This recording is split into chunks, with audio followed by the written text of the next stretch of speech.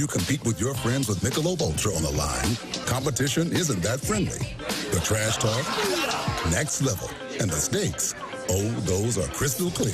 With only 95 calories and superior smooth taste, it's the ultimate trophy. Superior is worth playing for. Michelob Ultra, superior light beer. Enjoy responsibly. Copyright 2025, Anheuser-Busch Michelob Ultra Light Beer, St. Louis, Missouri. Lowe's knows you want to spend less time shopping and more time on the job site. Bulk savings on trusted brands means big savings and more time on the job. Get up to 25% off select drywall when you buy in bulk. Buy more and save to make sure you're prepared for any job.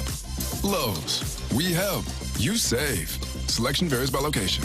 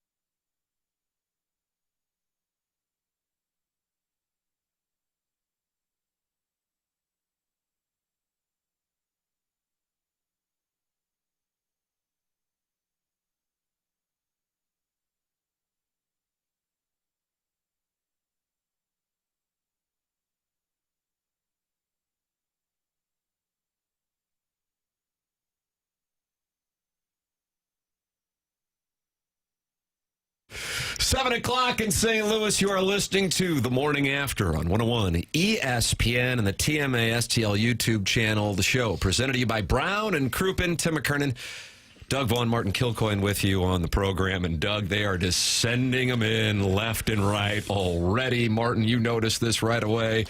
I don't know who Pat is, but it says, "Shut up, Pat. Give me Piddles" at 5 from the 573. The people want Jackson Burkett. You got him. Oh, I just had saliva. Boy, yeah, that came from way down deep. No. I think I'm bouncing back health-wise, and so I'm just loaded for bear today. Doug, you said you wanted to do 8 hours today? No, you misunderstood. I said I'm not going to be much good to you this morning, not after that weekend of sports. I'm not. What didn't you like? I didn't like the Blues getting thumped with 6 unanswered goals, Thomas getting hurt. I didn't like Mizzou losing with Bo getting hurt and another missed field goal. I didn't like my fantasy football team coughing up a 65-point lead on Sunday Night Football. The Prime Ministers took a loss? Because somebody named Tucker Kraft is suddenly the greatest tight end in the history of football. He does catch a touchdown every 2 seconds. Every time I looked up. I gotta look this up. Get a hat on him. The Prime Ministers were going to go undefeated this year, I thought. I did too. At one point I had an 88% chance of winning. Nope, here comes Jordan Love. Does he ever throw an incompletion? Can you one time get a hand on him? One time. No. He's throwing off-balance 50-yard floaters down the field, and Kraft is right there to catch it. Knock it down. So, no, I'm not going to be much good to you. Why are you yelling? Well, because I'm upset. Looks like the Prime Ministers have officially taken the loss. Yes, they have. They have indeed. You hear the Southside Seaman's footsteps? I just hear Kraft's footsteps. Boy, there were 100 waiting for us in the Michelob Ultra YouTube chat, Martin, and they were loaded for bear. There's something about a Missouri loss. There are times I've wondered, Gabe can get a little cranky. Yeah. And then if you look at his Twitter account and how many people attack him when Mizzou struggles, I think I get now why he gets so cranky, because people are coming after him for his S takes, rhymes with biddy, and he said, they said, I'm not paying for your S takes. He said, these are free. There is, I would imagine you have to have this in the Fun with Audio papers. I mean, the Colonel actually texted me about it yesterday. Do you know which clip I'm talking about? Let's see if we're on telepathy. Really early in the postgame show. Yeah. A super chat came up of someone blaming Kirby Moore for Bo Perbula's injury. Let's take a listen. Let's see if we're on the same page. Piddles and I on tantric lovemaking. Ryan Wimhoff, as an OC, ever gotten 2 quarterbacks' legs broken on the same play in this? Guys, I can't do this stupid shit all night. Oh, come on, Gabe. Wow. Injuries happen. If you're blaming Kirby Moore for broken legs, you're stupid. I don't know how else to put it. Like, I can't do this all night. I am happy to have reasonable conversations. I agree the play calling was questionable. The OC getting the quarterback's leg broken that's a dumb comment. This is brutal. That happened about 3 minutes into what was, I think, an hour and 40-minute post-game show with the Colonel and Doug. He was not happy because they were not happy. Okay. And I think that guy who started it with the super chat, I think he probably put in about $100 worth of super chats throughout the post-game show just to have Gabe read his money well spent, I say. ROI season. I was watching at Cousin John's. We watched the game, and then you watched the Colonel's postgame? And then he put it up. Cousin John put it up on the big screen, and he said, "Now what's that?" And dollar figures were popping up on the screen, and I said, "They're paying to jump to the front of the line." And I said, "What a genius model!" That Ryan gentleman, who the Colonel had enough of early on, continued to pay. He had to be around $100. So that's his kink. He pays to yell and get yelled at. That's correct. And we don't want to kink shame, Doug, as you know. Well, if you want to yell at us, that's our gig. We have to do it for 4 hours. It's in the contract. 314-974-0101. Collier and Thompson phone lines. Then you got the Air Comfort Service text inbox. 314-399-9646. That is how you can text into the program. And then the Michelob Ultra YouTube chat is in there with 134 friends like Jeff Bone, Lex Luthor, Sarah Fox, aggrieved Mizzou fan, Heimblum spreadsheet, Rubmaster, John Scores, First, Last, Matt, and old Bill Reloaded. They're all in there, Doug, and they're all talking about it. And they're thrilled that the Tigers lost on Saturday. I don't know that they're thrilled about it. Jackson, you think they're thrilled? I think there's a healthy sprinkling that are very thrilled. Is it the most Mizzou thing ever to complete a Hail Mary and be 1 inch short of the goal line? Yeah. I'm Ben Affleck meme outside the stoop. Doug, what does that mean, right? I'm Ben Affleck meme. Outside of stoop? You ever seen that meme of Ben Affleck standing outside a stoop with a Does he cigarette? have a cigarette? Oh, yeah, he looks kind of homeless. Yeah, he looks very homeless. That's what you are right now? That's what I've been Now, what for does the that past. mean? Explain that to the audience. Just gutted. Got it. You were gutted. How about with the field goals clanking the uprights? I was in my bathroom when it happened. Were you really? Now, what does that mean? I wouldn't watch. So you retreated to your bathroom. Here's what happened. Even at that moment of the game, which was not the deciding Was moment. that a 54-yarder? 29. Yeah. I see Bobby Boots run onto the field. I have to make sure I address this first. Was it just me, or was the man crap-talking Vanderbilt after his... He was really into his made field goal from 38 or whatever it was. So I see him head out to the field. I say, okay, can't watch this. So I hit the mute button so I can't hear anything. Were you by yourself? Yes. Sure. Yes, at my home.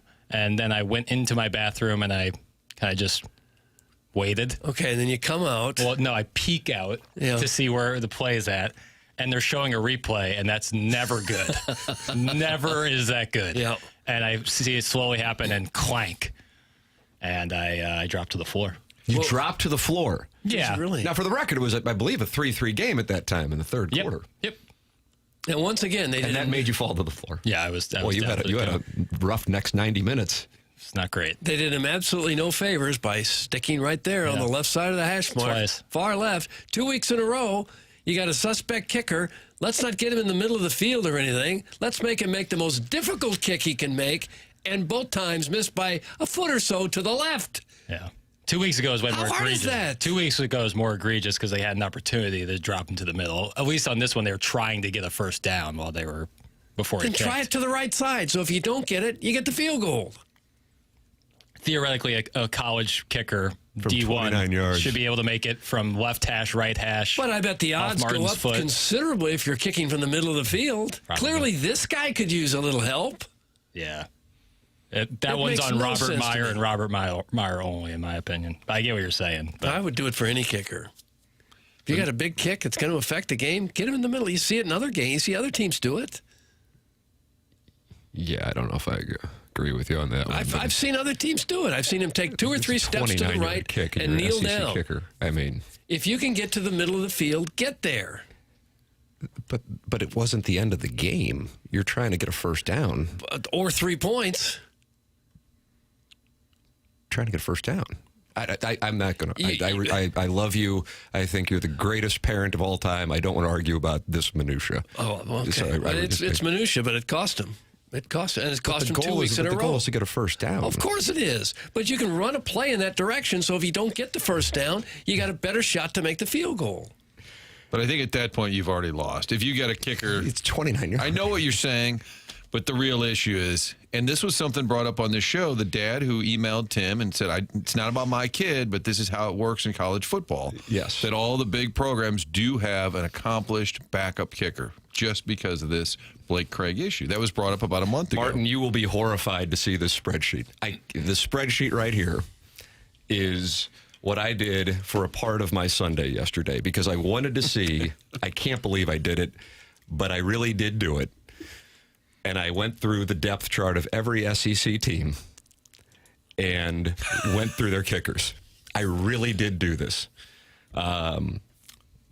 9 of the 16 SEC teams have 3 place kickers on their roster, on the depth chart. And only one team went into the season with a true freshman as their backup.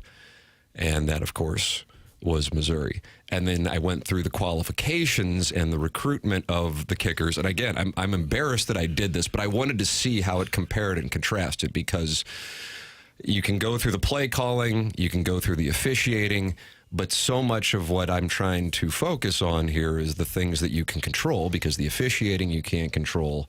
And there is another team on the other side of the field. And Doug, you say that they also receive scholarships. Hell, he's on scholarship too. So what can you control? And when you leave yourself exposed, And furthermore, when I would go through these kickers, and I have it in front of me, and if anybody's interested in any kicker for any particular SEC school, boy, do I know a lot about them now, including their backups and the third stringers. Don't bother Dad. He's busy right now. Just What's unbelievable. Dad Just doing? really disappointed in Backup myself. kickers. But I've got it. Robbie Meyer. All these guys had ratings. There's Cole's Kicking, which is a professional kicking camp. I know it sounds weird because you're thinking of Cole's Cash. And is that Ellie Kemper who does Cole's commercials now Yeah, I from think The so. Office? Yeah.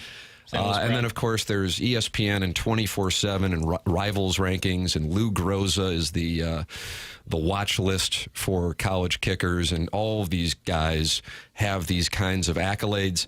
Robbie Meyer is only known for rated number 12 kicker by a random site called Chris Saylor Kicking, of which he was a camper at Chris Sale's Kicking. So it's a little like the Barrett rankings. It is a little bit. If you are Shades. a customer, then you get ranked. This Yeah. guy went to his camp, and therefore he got rated. So I don't know what to say about that specific situation. What if he gets hurt? Had Missouri... Well, now then that gets into a whole nother conversation, which I was texting with the Colonel about this morning, that the backup kicker, who was a transfer from a JUCO in Oklahoma, started tweeting yesterday. Oh, yeah, Ryder Goodwin. Yes. He tweeted out a video of him hammering home like a 55-yarder. Yes. In other words, saying, Here hey, I am. I'm right here. Yeah. So that, yeah, so that took place yesterday. It's not like he's been doing that throughout. Trust in God's timing is what he tweeted out yesterday at 3:42 p.m. and then a video of him hitting a field goal from the logo at the Missouri practice facility. Now, I think there are plenty of other things to get into outside of the kicking, but what I would present is you can control if you have a backup to your kicker who is a true freshman, and only one school in the SEC had it, and that was the University of Missouri. And that is a problem. Now, you lose two quarterbacks, and then you're stuck with a true freshman. I can't be on somebody about that. You lose two quarterbacks, that's just, what are you going to do? You know, and we'll get into Matt Zollers, I'm sure. But from my standpoint, that's the best the Missouri passing game has looked in the month of October, was the second half with Matt Zollers, which is a separate conversation. But you can control if you are left exposed to an injury for your kicker when you have a true freshman. And as I said, 15 of the 16 schools in the SEC either had three or have three kickers. Some have four, and all of them have experience. Many of them have transferred, and if they haven't, they are Lou Groza or award winners or semifinalists, or in this case, kickers who have been at their schools for a number of years. That's Lou the Toe Groza. That's correct. So there is that element. But I think what has most Missouri fans raging, I think, let me make sure. Jackson, what are you most irritated by? Oh, man. What am I most irritated by? Tim, was that the question? What are you most He's in the irritated? tank. Because you're Ben Affleck and you're the meme. Yes. What got you there most? Red zone productivity. I mean, that's the true only thing I think you can really complain about, given the injuries that happened. The defense played as well as you can ask a defense to play against a top 10 team on the road. So I guess just not scoring when you had opportunities in the red zone. Martin, what would stand out to you? This is a cheap answer, but I would say same old result as a Mizzou fan. Big game. What are the 5 biggest games in the last 2 years? Last two, Yeah. so 2024 and 2025. Yes, what are the 5 biggest games from Mizzou? We got to name all of them? No, the 5 biggest games. Alabama, A&M last year. And Alabama, Vanderbilt, and I guess South Carolina. At the time, South Carolina, the meaningfulness of that game. Yeah, Right. and the result is they lost all 5. Right. And I think that's my frustration, disappointment. Circumstances are different in all of them, but at some point, you want Mizzou to win a big game. And yes, they beat Ohio State, the Cotton Bowl. I know, and they Yes, printed they did. shirts. Okay? But if you're a Mizzou fan, I think that's the frustration. Injuries happen, kickers miss field goals, but overall, some way, somehow, you got to win some of these big games. Doug, what would yours be? Because I guess what I'm looking for is a specific, and that perhaps it was poor phrasing on my part. It just seems to me that they can't get a break on a big play. They just can't seem to get a break. There were some questionable penalties, I thought. Have you ever seen a lineman called for a tripping? They had one where the Tollison, the center, fell over backwards because he stepped on someone's foot. The lineman then fell over him, and we take a tripping penalty. Put the hanky away, Zebra. Put it away. My specific one would be you have it at the 3-yard line. After, once again, these are breaks, but you force your breaks, and they certainly were tipping passes. This time they intercepted one, Dame Wilson. Just like to open up the second half against Alabama, Ty Simpson fumbles, Missouri recovers. Missouri goes into the end zone. In this case, tipped pass, Dame Wilson may have fumbled, but the call goes Missouri's way, that they get to keep the turnover. They get it down to the 3-yard line. You have it 2nd and goal from the 3. Ahmad Hardy runs, picks up a yard, and then on the 3rd down play, as opposed to go back to Ahmad Hardy, who, by the way, nearly rushed for 100 yards. This wasn't a case of like the Auburn game the week before. They run a play action that I don't know what it was. I guess it was supposed to be a screen to Brett Norfleet. That got blown up. And then on the 4th down play, you don't go to Hardy. You have Bo Prabula run it, and that was the play where he got injured. I have no idea how you can put your head on the pillow in a game that you, unlike the Alabama game, should have won. From my standpoint, this is my opinion. They were fortunate to be in the position they were against Alabama. This one, they dominated this one. And the defense ridiculously outplayed Vanderbilt's offense. And as opposed to putting the ball in the hands of Ahmad Hardy when he is picking up yards on the ground, you go with a play action, and then you go with a Bo Prabula run. And that, to me, speaks to play calling, and that is something that was the issue against Alabama as well, with not handing the ball off to Ahmad Hardy. And you might go, well, I don't want to hand it off against Alabama. They were starting to get hot on him on the run. Vanderbilt, they didn't. And that one, to me, is where you're going to have a real tough time reasoning that one with the He was averaging almost 5 yards a carry. Mm-hmm. Wouldn't you want them to have to stop your best runner? Yes, sir. 3 times. Yeah. Make him stop him. You 2nd down, run. 3rd down, run. If you have to do it one more time, you do it again. If you have faith in this guy from the 1-yard line, all you do is hand it off. Right. They've had weapons now for a couple of years, and they always seem to be underutilized. I mean, Olugwude was invisible on Saturday, and I don't know, was he running bad routes? Did he fall down a lot? I don't know, but it seems like he's a difference maker. It seems like he's underutilized. And it's a big game on the road. Get him involved. And again, with the Hardy, God bless Bo Prabula, because he has proven to be a pretty good runner, but that particular play didn't look real creative. Didn't look like it had much of a chance to work. It's the play they've been running with Brady forever, and it's been on tape 1,000 times for teams to watch. It's either the fake pitch or just kind of slide over to the right and try to find a hole. I kind of feel bad for Corey Batoon. Nobody mentions him ever. And the defense has been good now for a while, and he never gets I'm not saying as a hot coaching candidate, but he never gets any credit. That defense. What a shame to waste that performance. Phenomenal. I cannot say enough good things about it, especially, I know this seems like a distant memory, but after, UCA and Louisiana and UMass, they happened. Missouri won, lovely. But against Kansas and South Carolina, the focal point was the defense and questions in particular about the secondary. And the defense really came into its own, in particular in the second half against Alabama, and has been, God, I don't know if I can recall, maybe I'm just missing an obvious one, a Missouri defense that is more dominant than that. Diego Pavia, I guess he talked after the game. I don't know. It's fine, and that's what he does, and I'm not like busting his balls about it, but he was irrelevant. He was, I just kind of thought, okay, you just try to contain him because he's going to do his thing. And Bob Wischusen and was certainly hoping to have a moment where he could scream about it, and he did on a, where there were 2 holds on it, and it came back.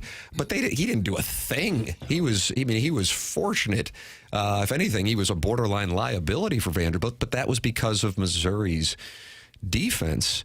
And to not be able to capitalize on that performance when your offense was actually moving the ball on the ground and did dominate time of possession kind of at the level that Missouri had it done to them by Alabama 2 weeks earlier and lose that game. is really, really unfortunate. This is the first time, from my standpoint, that Missouri lost a game that they should have won since the LSU game in 2023. The unfortunate part about this one versus that one is I actually think this team might be one of the 12 best teams in the country. That year, there was only a 4-team playoff, and so once they lost to LSU and you knew you had a trip to Georgia still out there, it was going to be highly unlikely that they would be able to get in. In this case, strangely, and I was super high on Vanderbilt, I'm not as high on Vanderbilt as I was going into that game, and I'm higher on Missouri now than I was going into that game, which I realize sounds ridiculous, and it's probably immaterial because even if Missouri does win out, I don't know how likely it is that they would get into the college football playoff, considering everything that's going on around the game. And you've got a freshman quarterback out there, and they'll be able to study him in College Station for the next 2 weeks, as opposed to him being a surprise appearance in the second half against Vanderbilt, in addition to the fact that obviously they don't have a kicker.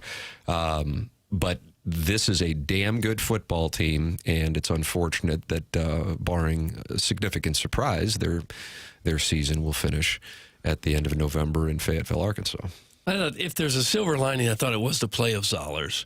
I mean, to do what he did as an untested freshman in a crucial game, that was pretty impressive. Yeah, on the road. Incredibly impressive. He threw for more yards and more touchdowns and a higher quarterback rating than the Heisman candidate on the other side of the field, Diego Pavia. Yeah, he looked great. What I would say about is specific to his touchdown is the ability to maintain calm in the pocket, which was something that Bo Prabula didn't really show unless he was playing one of those 3 randos that I was citing earlier in UCA, Louisiana, and UMass. And then Bo Prabula would lock in on a receiver, as we saw at the end of the Alabama game when Alug Bade was covered and Marquise Johnson was wide open. If he goes through his progressions, what happens? Truly, what happens? And the touchdown that he did have, Jude James, I think he's the 3rd-string tight end. I believe he was the 3rd read in his progression. And this is a freshman quarterback. I think that was his 6th throw of the game. And he was able to, on 4th down, no less, have the presence, the calm to get to his 3rd guy and make that throw to the point that it was not going to be able to be defended by Vanderbilt. That is incredibly impressive. And I agree with you, Doug, from a big picture standpoint, that that's a true freshman. To see that kind of performance in those circumstances, super encouraging. Yeah. And I think we said at the time, after those games against Central Arkansas, Louisiana, Massachusetts, even going into it, thought you'd see him play a little more, Zollers. I think in those games, I would like to have seen him play a little more. We said that, right? Especially once you got the horn injury, too. Will you get Zollers a little more reps in those butt-ass games, as you would call them? Yes. I think we said it at the time. I'm just saying, I think he played great on Saturday. Yeah. Would have been nice if he had even more seasoning before that. I think Wischusen made, he said, there was a thing on the Josh Manning crossing route. He's like a statue back there, and that's something we haven't seen. Even Brady Cook was really mobile, and he would often try to get yards. I felt like Prabula was always trying to scramble to find a way to throw the ball, and it would just end up him throwing away. But Zollers is I'm going to stand here. If I have to take 1.5 sacks a game, but I'm going to stay in the pocket. The pocket looks a lot cleaner when you're not bouncing around 1,000 times. And Prabula, I think, fell victim to that a lot. He got drilled a few times right after he threw it. Yeah. At the risk of sounding like the caller in the Gabe show, blaming the offensive coordinator for Prabula, maybe they ought to back off running the quarterback quite so much. If you've lost 2 of them already, who's after Zollers? I understand a running quarterback that's kind of the way the game is played now. It's a great threat. They've scored a lot of touchdowns. It's a great play, but at some point you got to do what you can to protect your guy. Don't you? But does Missouri have anybody they can hand the football to and run it? Yes, they do. They got a couple guys who are really good. Okay, maybe let them do it. The wrong box score up then. I mean, you lose. What happens if Zollers? Who's to say Zollers is not going to get hurt? Then what? Tommy Locke. Yeah. And Gabe's right, injuries happen. But at this point, to Doug's point, if you keep running the quarterback, that increases the chances of your quarterback being sooner injured. or later, they get nicked, no matter who they are. If you're a 210-pound quarterback and you're getting hit by 300-pound linemen and 250-pound linebackers, sooner or later, something's going to happen. Gabe will join us at 9 o'clock and talk it over. That's brought to you by James Carlton. Chris Kerber with us on the other thing that made Doug's weekend. So it was Kraft of the Packers. It was the Missouri Vanderbilt game. It was the Blues up 4-0 on Wingy, and then losing 6-4. Illinois got bounced out of their rankings. Got lost killed. to Washington. Yeah. Jackson, anything else? Am I leaving it? Missouri beat Kansas State in an exhibition basketball game Friday night. Looked pretty damn good, too. See, there you go. Okay. There you go. Now, Silver how about lining. that? Something to hang our hats. Sean Phillips. Buy stock? Oh, he's a load. And then you got a little, Don't you hear do that little the percussion? percussion. You're Yeah, back. Right. All of We a didn't sudden, need you're that. back. Jaden Stone. Remember that name, Jaden Stone. I don't like to be told what names to remember. But you're going to have to. Okay. You have to sit there and take it. It is wonderful to have a new sponsor on the program. That is the name of the game, isn't it, brother? Isn't that the name, Jackie Yes, Papers? it is the name. It is the name of the game. And we welcome FanDuel to TMA. And finally, Doug, you will be able to enjoy wagering in the state of Missouri. It's fast approaching, and what a treat that is for TMA listeners. On December 1st, you'll finally be able to bet all your favorite teams and all your favorite sports. America's #1 sports book is coming to Missouri. With FanDuel, there's tons of ways for you to get in on the action. You can bet on everything from the money line to overs and unders to which team will win it all. Plus, with live betting, you can even pick which player will score the next touchdown and the one after that. So, see for yourself why FanDuel is America's #1 sportsbook. Visit FanDuel.com/Missouri to download the app. It is FanDuel coming to Missouri December 1st. FanDuel, play your game. Must be 21 or older and present in Missouri. Gambling problem? Call 1-800-GAMBLER. Tim McKernan, Doug Vaughn, Martin Kilcoyne with you. Little Jackie Papers on the ones and twos. You are welcome to load up the phone lines by calling in the Callier and Thompson phone lines, 314-974-0101. Text into the Air Comfort Service text inbox, 314-399-9646, and talk it over with other TMA listeners on the Michelob Ultra YouTube chat. 224 friends have already gathered early this morning at youtube.com/TMASTL. It's TMA, presented to you by Brown and Crouppen on 101 ESPN.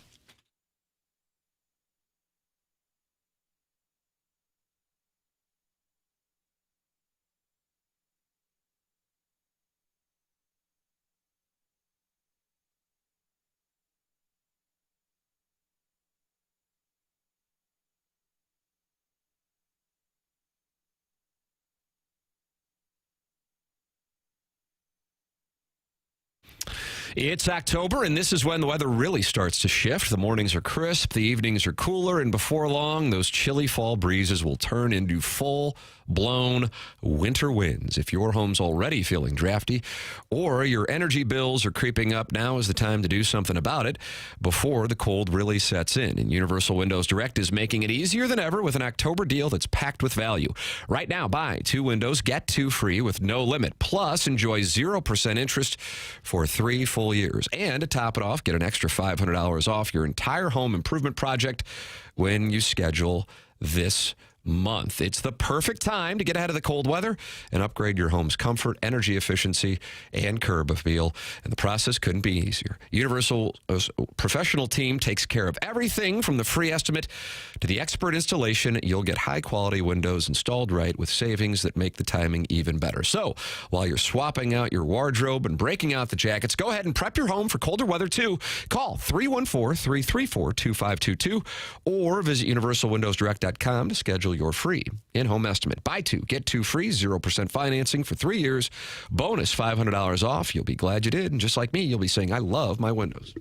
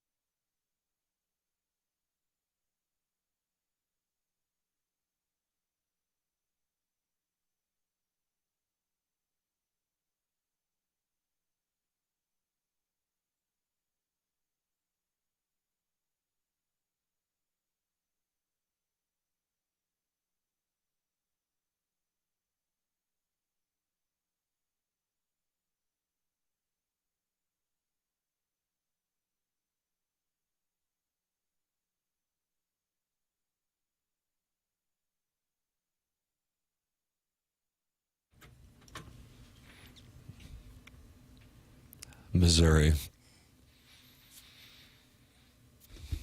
The Blues up 4-0 in Detroit. Illinois and Seattle. Brian Kelly grinding on recruits. At the pearly gates. Pays well. Was he going to get $54 million? 53. Dang. That's just grotesque. That's as bad as a CEO taking over a large corporation, tanking it, and then getting a $50 million golden parachute. It just kind of makes you sick, doesn't it? It should. They're having like meetings in the state house in Louisiana to figure out if they were going to fire him or not. Oh, It's insanity right now. and it isn't over. Hugh Freeze was very fortunate. The boys came back in front of 3 or 4 people in Fayetteville, Arkansas on Saturday, or else Bought himself 2 weeks there. or else he would have been exiting. It is quite a time, and that certainly means that Missouri fans will be wondering what will be going on with their head coaching position. Because let me see if I can do this from memory. What do you think is the most glamorous availability right now? Is LSU? LSU or Florida. Not Penn State. I was going to say LSU or Penn State. I think the recruiting base of both LSU and Florida edge it out over Penn State. Well, either way, you got LSU, Penn State, Florida. And then Arkansas, I would imagine Florida State, but at the moment it's still occupied. I would imagine Auburn. I think Oklahoma will also be one when it's all said and done. That's starting to come home to roost. That schedule is just brutal. I mean, they got to go to Tennessee. Yep. They still have to go to Alabama. They host Missouri, and then they have LSU. It'd be tough. I mean, It's going to be tough for Ole and Miss. it's not like he had a lot of equity, Brent Venables, I'm talking about, going into the season. So that would be another one. And then if you're one of the schools that is going to be looking for a coach, where are you going to find him? And then the guy who is the number one, let me make sure we're all on the same page, because I don't want to just assume the number one prospect in coaching would be... Available, you mean, right now that could go to any job? Well, who do you think is the hottest item in college coaching? Signetti, I would say, is Marcus He's Freeman. staying. Signetti is signed. not going anywhere. Marcus Freeman. But he's not going. I, I would mean, say well, I Lane, guess you I never thought know, Lane right? Kiffin, but maybe Yeah, I'm glad we talked I about would it. know Lane Stans. At this point, James Franklin's moving up because there's so many James jobs Franklin open. will have a job. You're right. But Lane Kiffin, to Mississippi's credit, and God, I should have known Mississippi was going to win because we all picked Oklahoma. That's the way that it works. That he's going to be coaching. I mean, they would have to lose. Their schedule is just as friendly as it could possibly get in the SEC. I know you're worried about the Citadel, Doug, but outside of the Citadel, what they have South Carolina, Florida, and Mississippi State. Yep. I mean, Lane Kiffin is coaching up until December 20th. Yeah, so how do you handle these? See what I'm saying? Right. For that spot? So that's a situation. Yeah. So with that all established, do you think Eli Drinkwitz will be leaving Columbia? To take one of these jobs or to get fired if he loses another game. Wow. It's kind of the way it works now. I think he's safe at Mizzou, but does he kind of say, you know what, dadgummit, it's time to go? I think the thing that would get any coach to leave is if you get one of those $50 million buyouts as an insurance policy. If I go and I don't get it done, I'm going to walk away with $50 million. It wouldn't surprise me if there's some of these coaches like Kelly in their 50s and 60s. They've been grinding like this for years. Literally. And the pressure is enormous to win every single game. I wouldn't be surprised if a lot of them say, oh, okay, fire me. Could care less at this point. If Eli Drinkwitz leaves before December 1st, 2025, he must pay $5 million to the university. If Missouri fires him without cause, he is owed 75% of his remaining guaranteed compensation, which is approximately $35 million as of late 2025. To be crystal clear, I'm just reading this for the purpose of getting buyout information. No one on the program is saying they think he is going to get fired. And paying $5 million is nothing if you get a big-time job. That's correct. And you can pay in gift cards. I'm good for it. I think if they lose... $28.9 million buyout is what other schools would have I to think if pay. they lose another game and more people are kind of chirping at him, I think he might get frustrated and say, screw it. People are throwing money at me to go to one of these other jobs. I think he'd have to. First of all, you have to consider it if you're any coach. I don't think he's looking to leave, but I think if there was a little more noise and people got really frustrated with this season, I think that might be an impetus for him to say, you know what, y'all sick of me, here I go. I agree with you on that. I do agree. I think the circumstances with him being one of the names that are mentioned, combined with the likelihood, I don't know how Lane Kiffin would handle it. Outside of Ohio State and Indiana, and I guess at this point, now that they won on Saturday night, I just don't know how. A&M could certainly, I know it doesn't sound right now because it's prisoner of the moment. Missouri could beat Texas A&M. I don't have a doubt in my mind about that. And I guess Texas could beat Texas A&M. I know that sounds crazy as well, considering they have their issues with Mississippi State in overtime and Kentucky with overtime. I still think Texas A&M is probably going to go into the playoff. I don't know if there's anybody else who has as likely of a spot in the college football playoff as Ole Miss, and part of that is based on the favorability of their schedule. And so then what happens with Lane Kiffin if he's coaching until December 20th? That's... Yeah. Do you see what I'm saying? Could he possibly behind closed doors, somehow behind closed doors without someone leaking? No, the answer to that is no. I don't even know where you're going. I don't know. I guess the answer, of course, I guess can't say no to anything. Sure. But I just can't imagine. So you're saying he would have to be willing to leave while they're on a potential championship Which is run? non-starter. Right. Not going to happen. Right. And, by the way, they could be in the SEC championship game, which means they could be the SEC champions. Yeah, for sure. That was an incredible, what they've done the last 2 weeks. To their credit, I was underestimating Ole Miss. I'm looking at Ole Miss, I'm going, God, you had problems with Washington State and Arkansas at home, and your only win really of note is LSU. Got beat by Georgia, but played them tough. Had the 9-point lead in the third quarter. What they did at Oklahoma, I thought, was incredibly impressive. Now, I don't know what John Mateer is versus the guy he was in September. If you can recall, he was the Heisman favorite in September.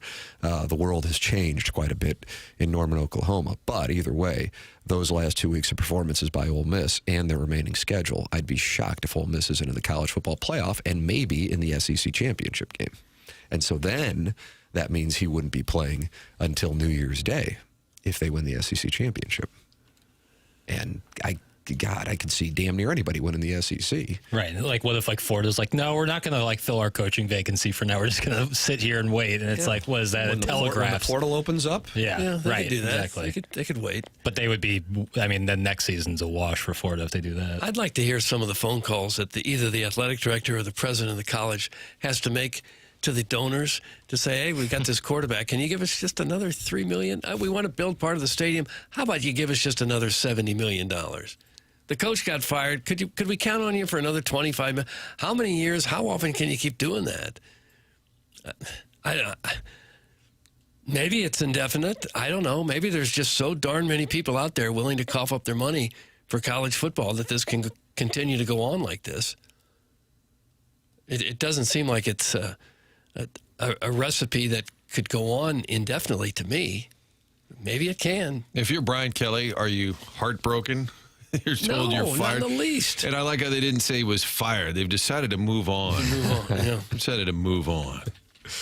Brian Kelly, for the record, Martin is 64 years old, and he has $50+ million coming to him. They are still finalizing the buyout, but what he is owed is $54 million. Yeah. I want him to say, "This is a great day for my family. I got a big check." Or just drop with my family. Drop the accent altogether. Yeah, I don't understand that. And he's probably made, I don't know how much he's made over his career, but I'm probably sure made $50 million already. Yeah, he may have. This is a great way to get started. And I haven't even won all my games yet. Oh, Lord. I haven't won all my games. His possessive. But you look at that, and if you're a Marcus Freeman and schools are calling you like crazy, you say, you know what, I got it pretty good. Why do I want to go somewhere for 3 to 4 years and get whacked? And that's the other thing, too, is if you're, Tim, to your point about Oklahoma maybe or some other schools that might let go, if you're a school right now that's thinking about firing your coach and you see the jobs that are out there, would it not behoove you to maybe wait it out for a year? Could not agree with you more. Only one can get Lane Kiffin, and by the way, he might not go. Right. So, like, there's some big sharks swimming in the water right now. Do you really want to mess with that if you have a coach that you're 50-50 on? So then playing it out from the Missouri standpoint, hey, look what you're going to be up against if Eli Drinkwitz does go to 100%. Baton Rouge, Gainesville, Auburn. Take your pick. That's what you're up against. You're up against those boys, competing. And like I said, and maybe it's immaterial to the conversation, this is a whole new world with, number one, this number of coaches getting fired. There was only one fired up through week 8 in 2024.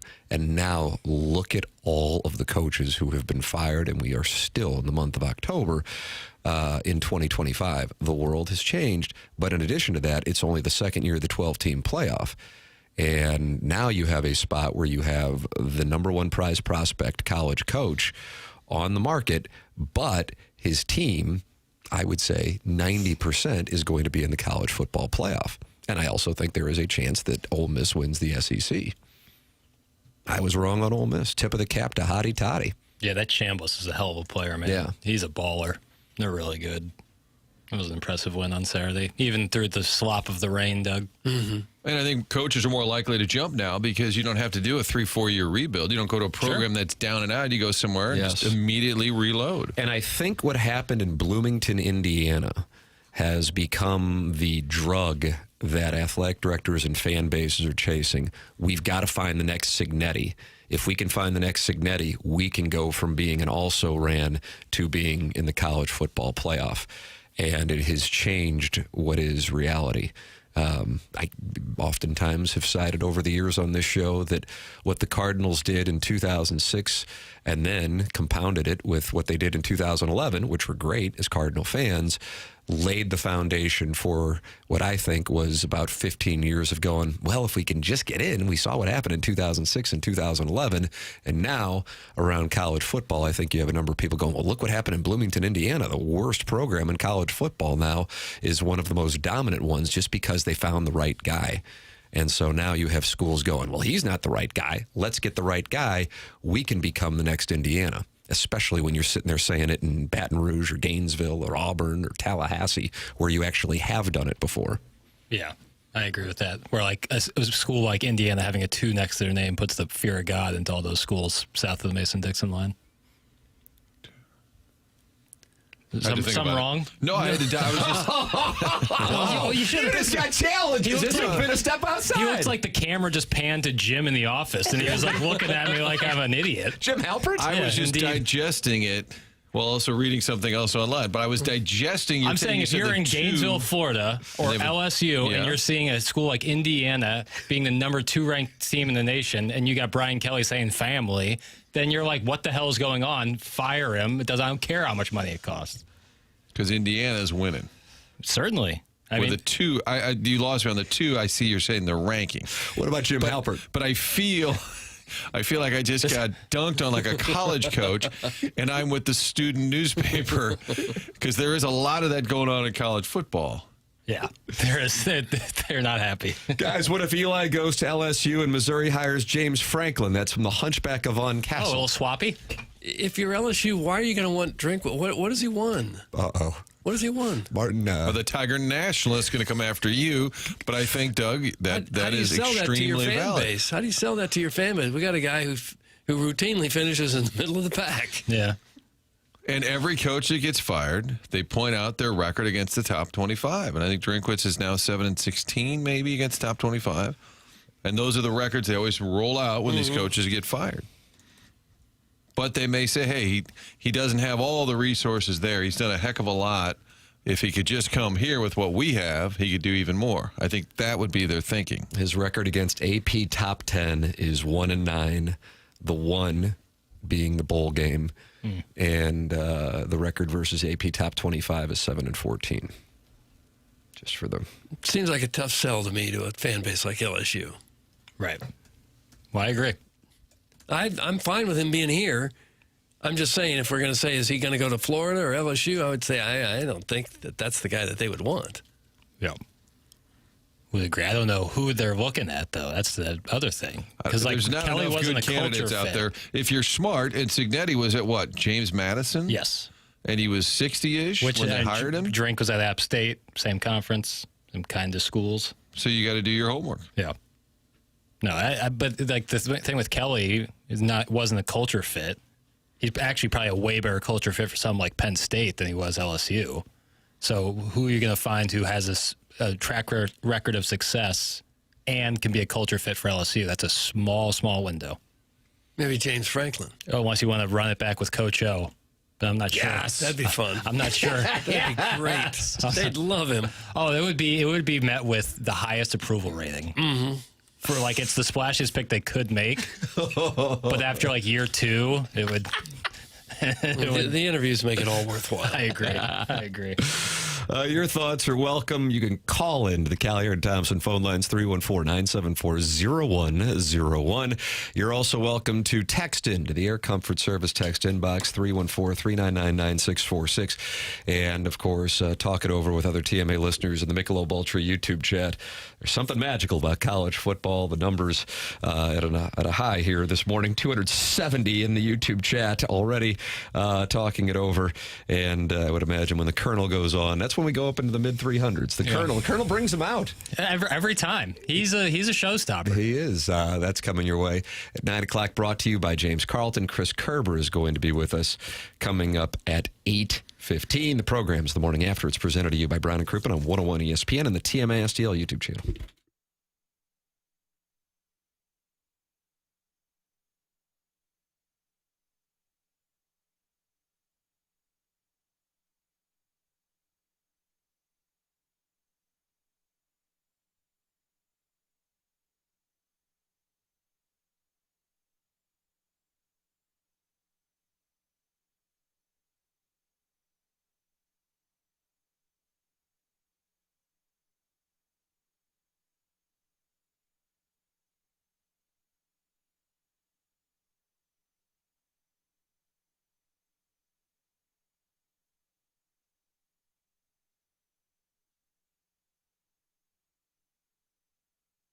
Definitely a gloomy Monday. All the teams lost. It's raining. It's cold. How about something fun to think about next summer? Start making the plans. I can't wait for this trip to Scotland next summer, and come with me as we experience all these cool places. You go online, start looking at what the Orkney Islands actually look like, the beautiful highlands, the beautiful country of Scotland, and we're headed that way next summer. June 15th is the departure date. 15 meals included in the trip, and Colette has done all the packaging for you. You really just have to sit back and enjoy.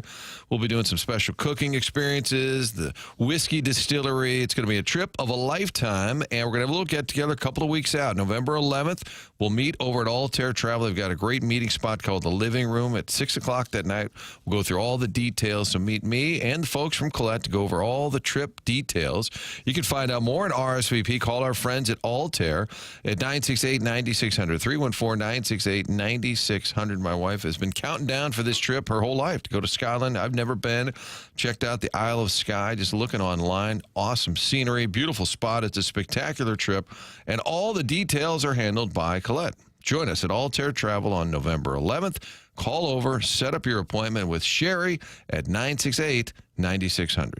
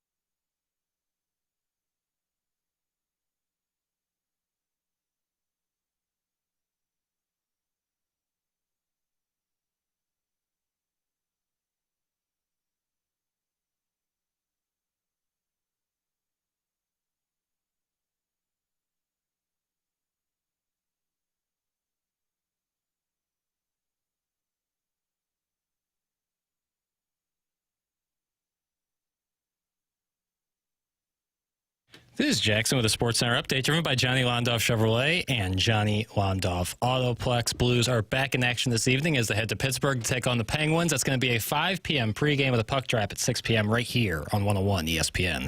That was another Sports Center update driven by Johnny Londoff Chevrolet and Johnny Londoff Autoplex. See them at londoff.com. Chevy, together we drive. Are you kidding me?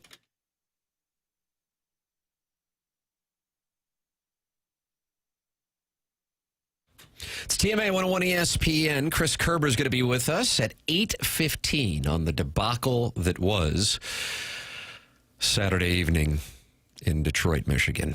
Doug, 4-0 lead. Everything looks wonderful. Oh, here comes Jimmy Snipes skating in to make it 5-0. Oh, no. Big stop. Oh, there goes Robert Thomas with an upper body injury. Oh, here comes 6 goals. Oh, no. The 4-0 lead is the worst lead in hockey. You've always said that. Yeah. Chris Kerber will give us his thoughts on 4-0 leads coming up at 8:15 here on 101 ESPN. It is 7:59 in St. Louis, and now it's 8 o'clock, which means it's the Fisher Window and Door Store 8 o'clock hour here on TMA, and you're welcome to call in. 314-974-0101, Callier and Thompson. Phone lines, text into the Air Comfort Service text inbox, 314-399-9646, and then talk it over with other listeners in the Michelob Ultra YouTube chat. Adam Welly says, have we gone over Mizzou's path to the playoffs yet? Eli Drinkwitz was asked about it. Jackson, you have the audio right here, and he mentions going to bowls. Oh, yeah. That's what we do around here. Really, really proud of the fight. I mean, that's what this game is. You know, they're one-play games. We're going to be disappointed in 3 or 4 plays that we had opportunities to win and we didn't get it done.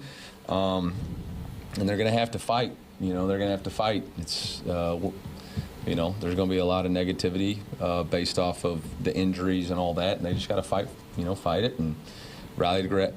As a coaching staff, as a group, we got to rally together and find a way to keep moving forward. You know, there's still a lot of football left, a lot of opportunities left.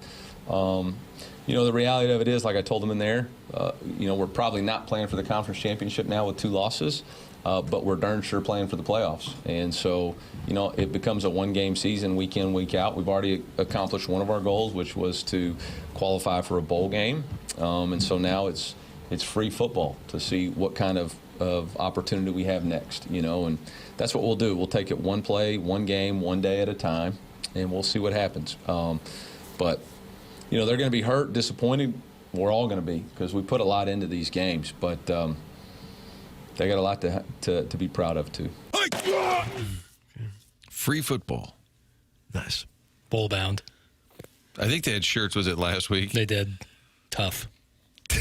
Not what you want. I think they should give out shirts with varying bowls, like Gasparilla bound, and then the next week, like Shreveport bound. Like each week, you get a better shirt. Pop-Tart bound. Yeah, Cotton Bowl maybe bound. Like just a piece of Velcro you could stitch. Put over the last sponsor. Like a patch. Kind of qualify. This was a statistic that did not play well on the Colonel's site on Saturday evening, Doug, and it is the following. Eli Drinkwitz has never beaten an SEC team that finishes SEC play with a winning record since he has been the head coach at Missouri. Well, that hurts. Their record over 5+ seasons with teams finishing with an above 500 record in the SEC, not 500, but a winning record in the SEC is 0-14. Oh, well, those are just numbers, Timmy.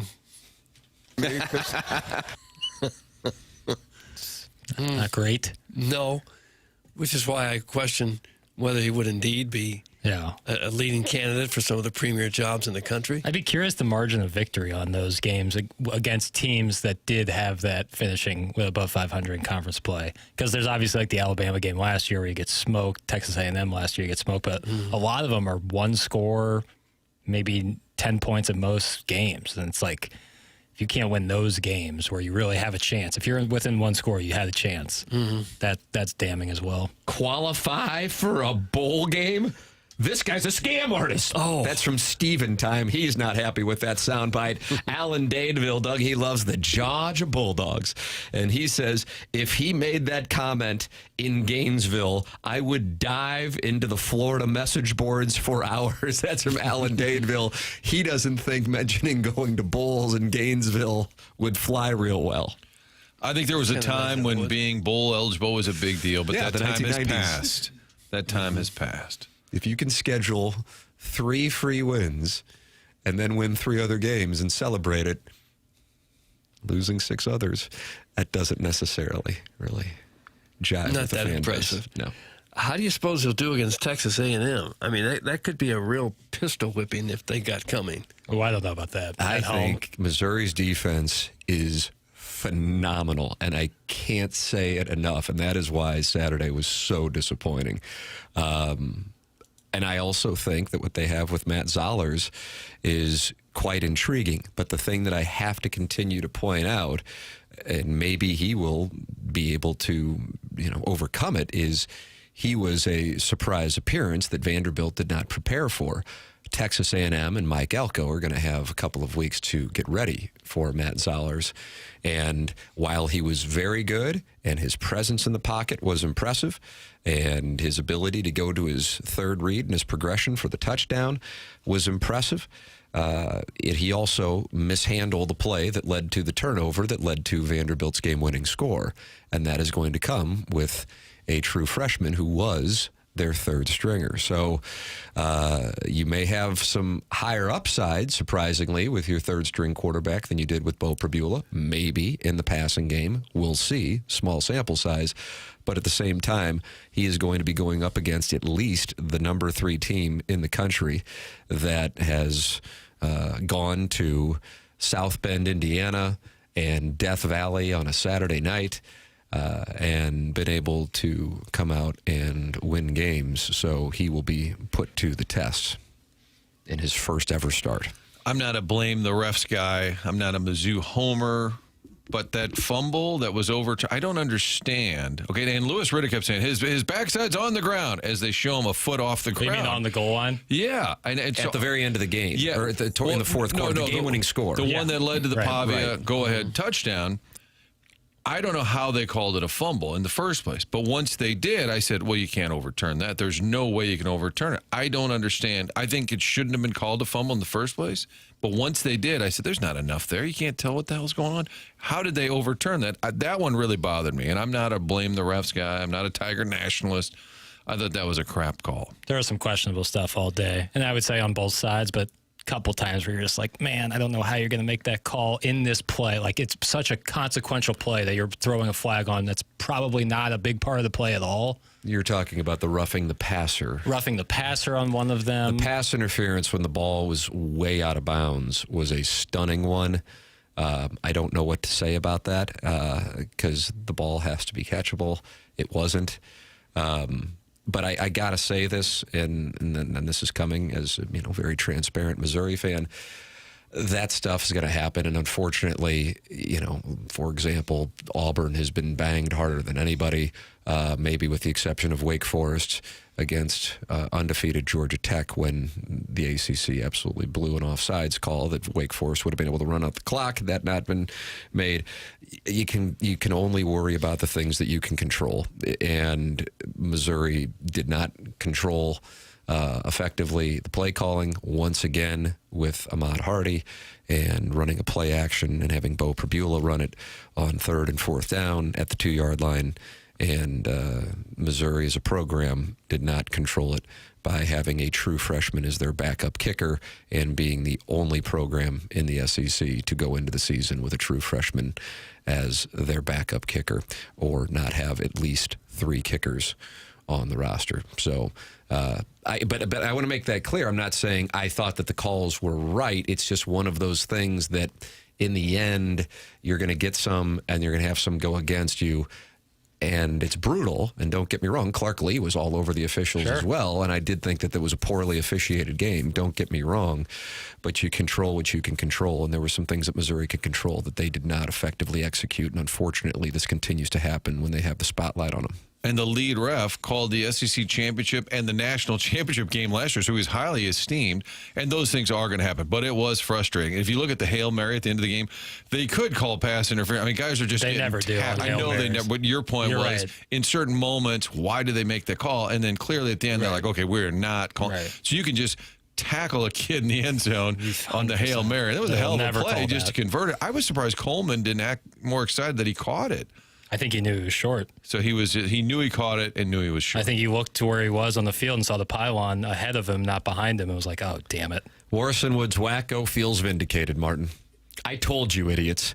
It's so obvious Prabula was never the guy. They had to play him because they pay him, and now we are trotting in a child that was at prom 6 months ago, and he is better than Bo. That's from the Warson Woods wacko, who reported that Sam Horn was the starting quarterback, Doug. I don't know if it's fair to call Zollers a child.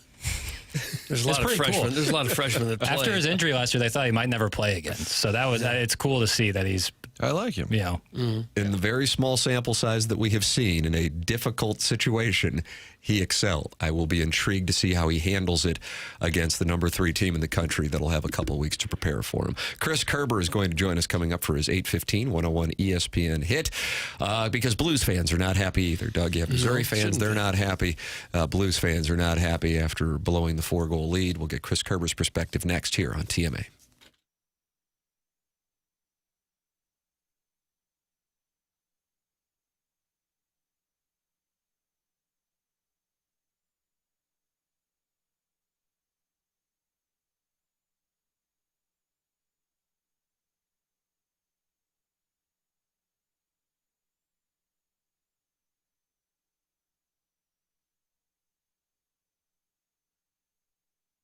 Together Credit Union all around the St. Louis area, togethercu.org. They do so many cool things like the City SC debit card, the Zoo debit card, things that are very St. Louis based, kind of having fun with it. And with that City SC credit card, it got you all these special perks when going to soccer games. The Zoo debit card was donating money back to the Zoo, all about the community, and they even have a home loan for you dedicated to our community contributors. So if you are a teacher, first responder, firefighter, they have mortgages carved out just for you. Find out more at togethercu.org. Doing all sorts of great things here in town, St. Louis based. Find out what's available for you going online or stop by one of those 14 area branches with all the cool things like the Zoo debit card, the City SC credit card, and now a community contributor mortgage designed just for you. So sign up today by going online, find out all the terms and details. Together Credit Union is federally insured by NCUA.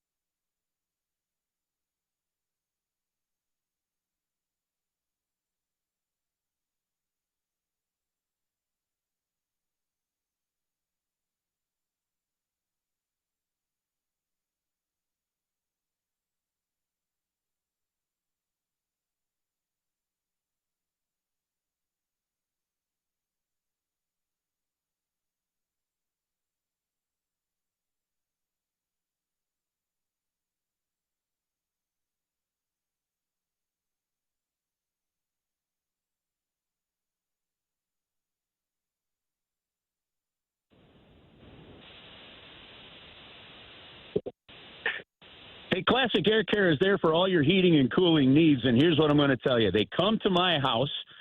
They make sure that everything is ready to go for the winter. We're at that time of year where you're going to be turning that furnace on and off depending on how the weather goes, and you want to make sure it's working. Look, one of the things they're going to do, they're going to test the heat right at the source, and then they're going to go to one of the furthest vents and see what the air temperature is.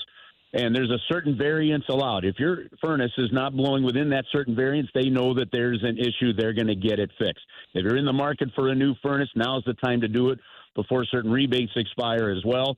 But it's Classic Air Care, and they're there for all your heating and cooling needs. Now, look, you can change your air filter. That's the number one thing you need to do on your own. But maintain the unit.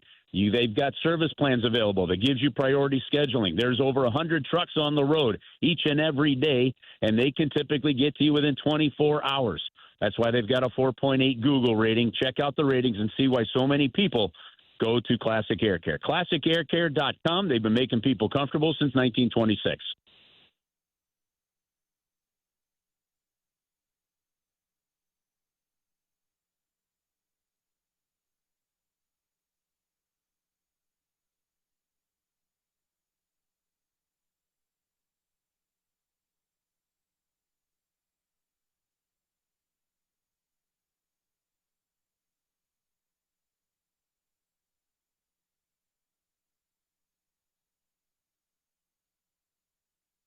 Welcome back. It is the Morning After, 101 ESPN and the TMA STL YouTube channel. Tim McKernan, Doug Vaughn, Martin Kilcoyne with you on the program. And it is our pleasure to welcome to the Callier and Thompson phone lines for his Monday hit, Chris Kerber with us from Pittsburgh. Morning, Kerbs.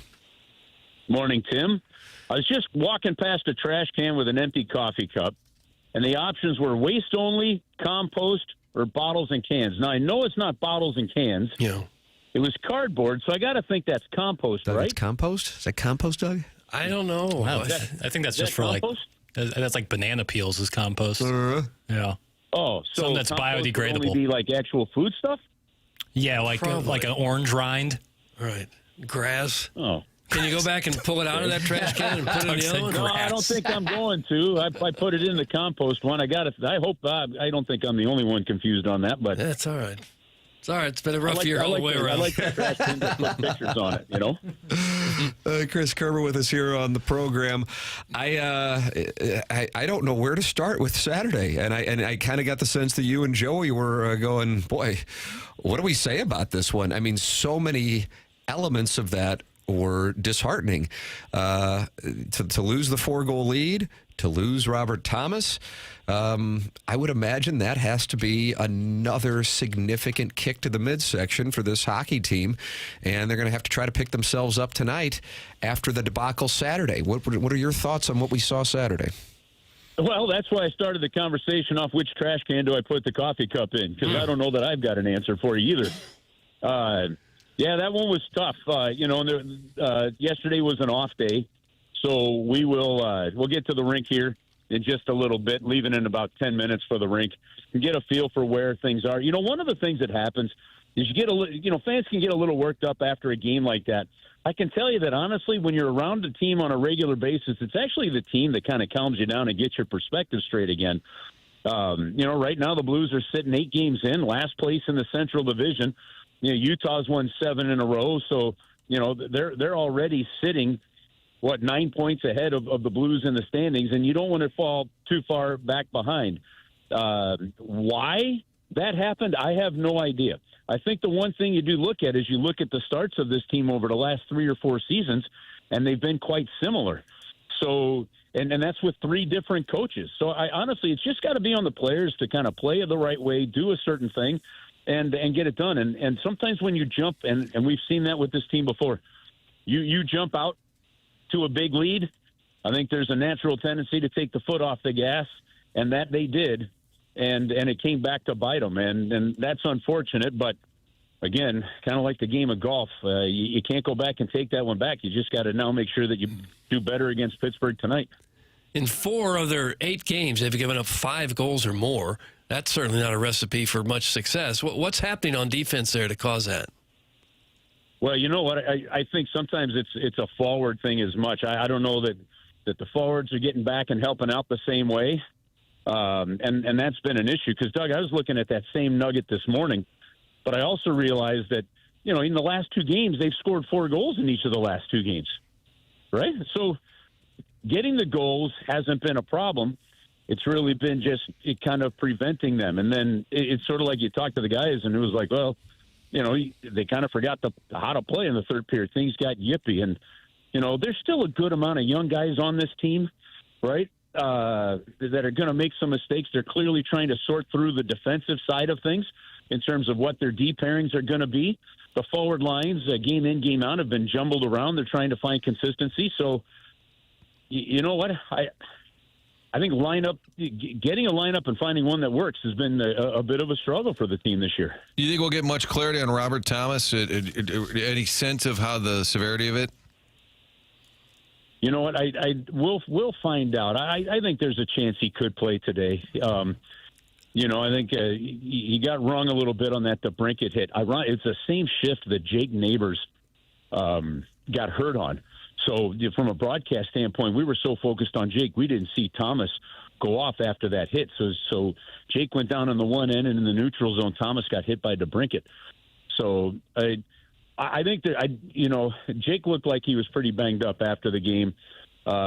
Robert could be one of those game time ones. We'll see how he fared with a day off yesterday. So hopefully neither are too bad, but we'll just have to wait and find out. I do know they haven't called anybody up, and they didn't need to, really. You have a healthy forward, and Toropchenko may be able to go, and if that's the case, that's 2 forwards there. So we'll just have to wait and see how that one plays out. But I think Robert Thomas will be okay. Yeah, hopefully Neighbors, too. It's kind of odd that the team is off to a rough start, and you got one guy off to the best start of his career. He's got 6 goals already. He's played really well, hasn't he?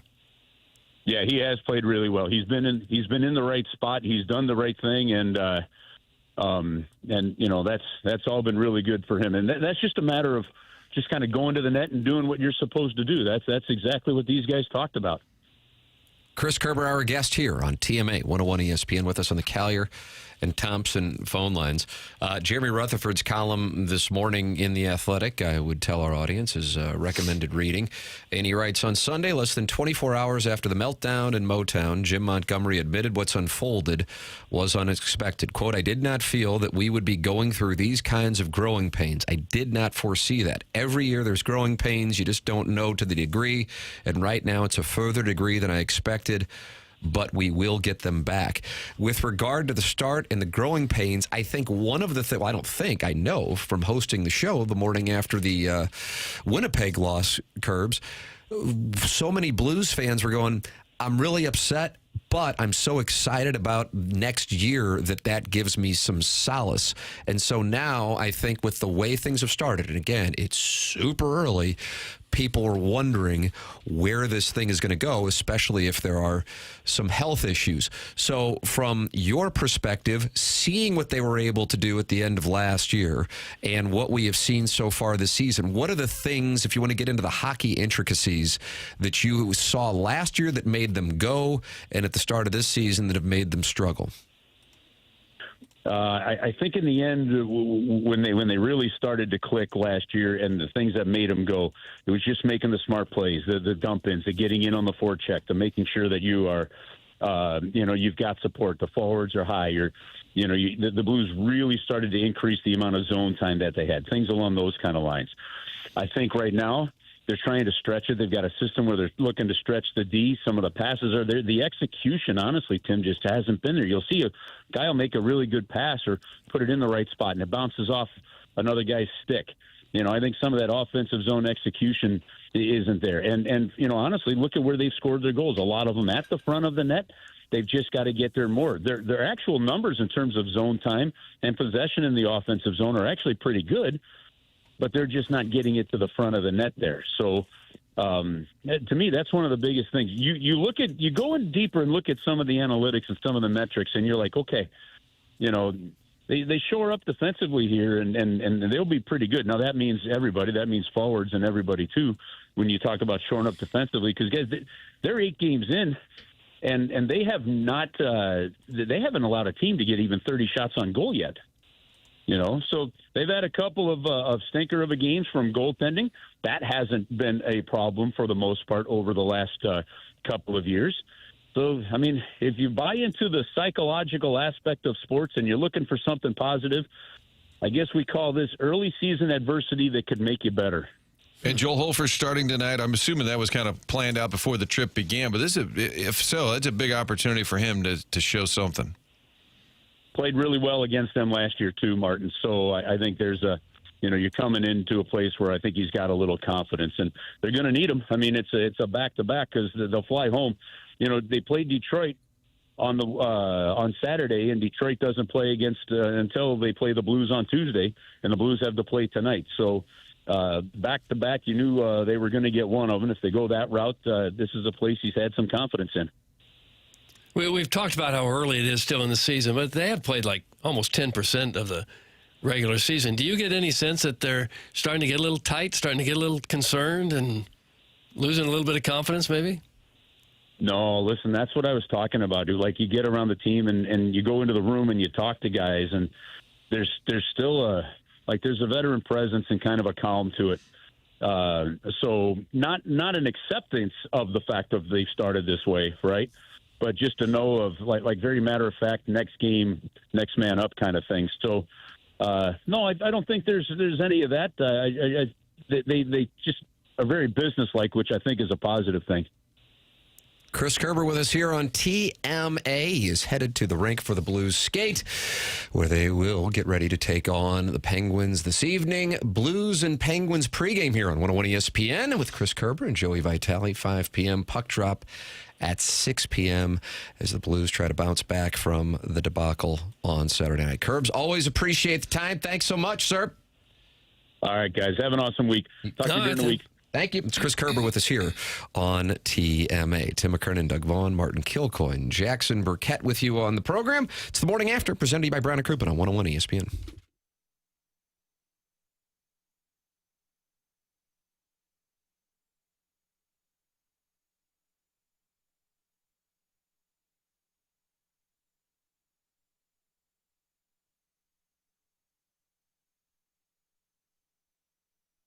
Michael's Flooring's been family and locally owned for over 30 years. Online at igotfloor.com with locations in Creve Coeur, Darden Prairie, and in St. Peters. You can go online right now and get 3 free samples from Proximity Mills just by going to igotfloored.com. Michael takes pride in helping and making sure that his employees are happy and make a great living, and then they pass that along to the customers. Just come in or talk to them and you're going to see the difference.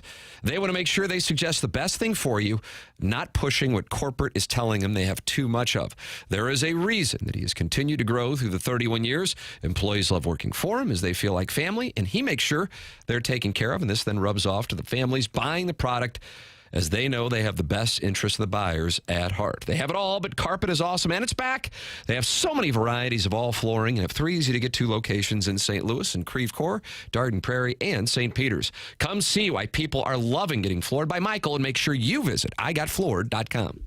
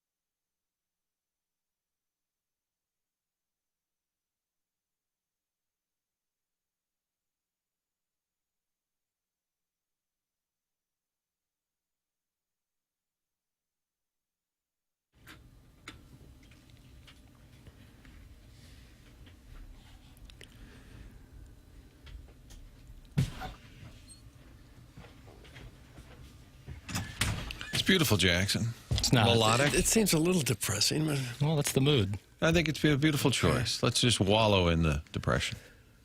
Embrace it. Doug, hard to believe this is the 10th anniversary of this album. is it really? Great album. Doesn't time fly? Papers was 17 years old. Yep, I remember listening to this in high school. Slow dancing. No, probably just in my car. After a tough loss. Yeah, well, 15 was a tough year for Missouri. I was thinking Ladue, but Not great for my basketball career. I was praying for more tick. Just a little PT for the kid. more tick. So you wouldn't have been playing this had Missouri won Saturday. Well, no, I wouldn't have. Okay. No, I would be exuberant. Is Adele still cranking out hits? Oh, yeah. She was like the biggest thing going there for a while. I haven't heard her name. She took a little time away. She had dropped an album like 2 years ago. Yeah, She's famous for not. She only comes out with an album like every 5 or 6 years. That makes you famous? Well, when you're as popular as she is, when you only put out an album every couple of years. She also getting married to that Rich Paul, agent of LeBron James, CEO of Clutch Sports. Oh, is that right? Yeah. What are your thoughts on Adele?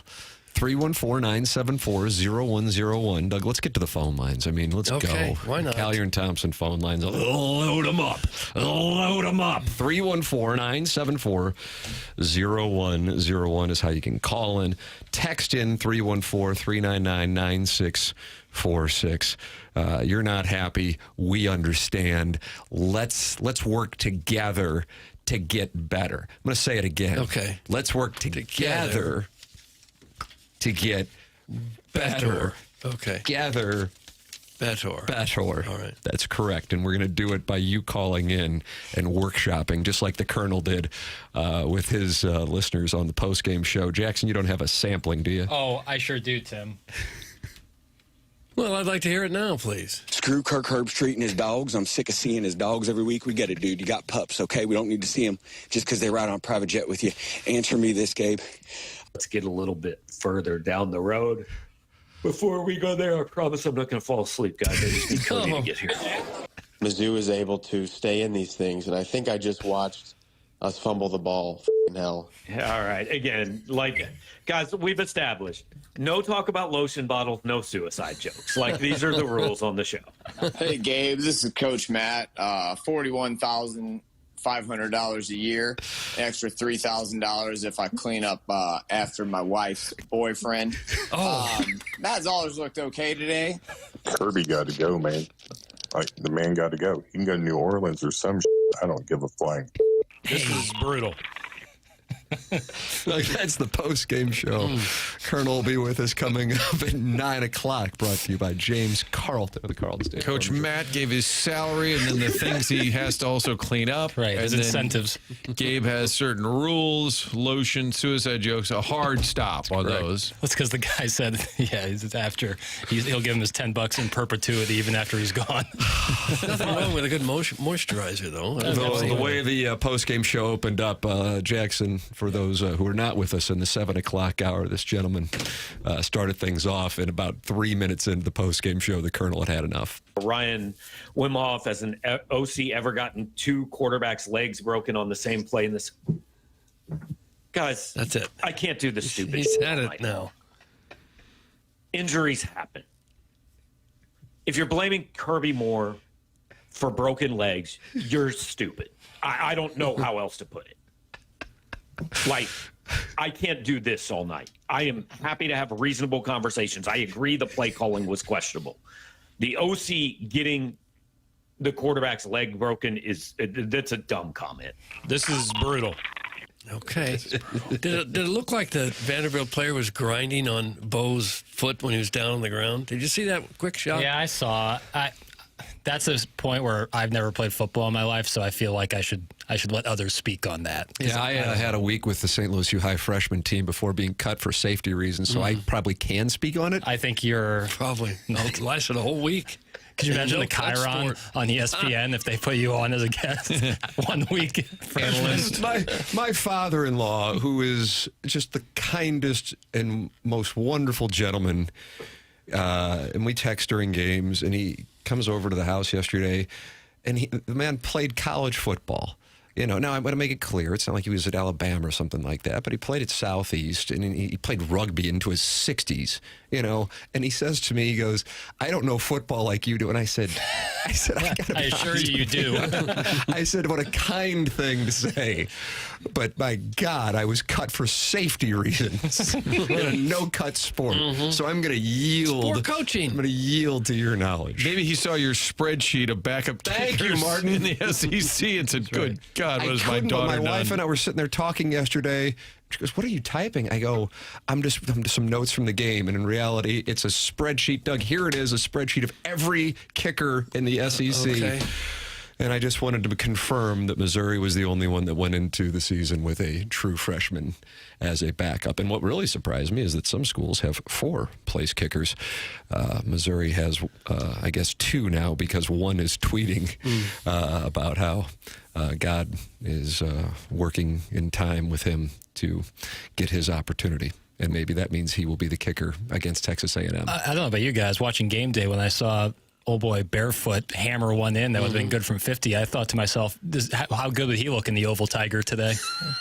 You're talking about the gentleman who won $500,000 in Nashville? Yeah, $500,000, and he was like he was tactical about it. He was marking it off. He was barefoot. It was Probably impressive. more pressure to make that kick than there is one in a game. What? You're not going to get any more chances to make $500,000 I guess with the money, with yeah. one kick. With the money, yeah. That's a good point. You miss a field goal, you might get another one in the second quarter. Yeah. You miss a $500,000 kick, that's not happening again.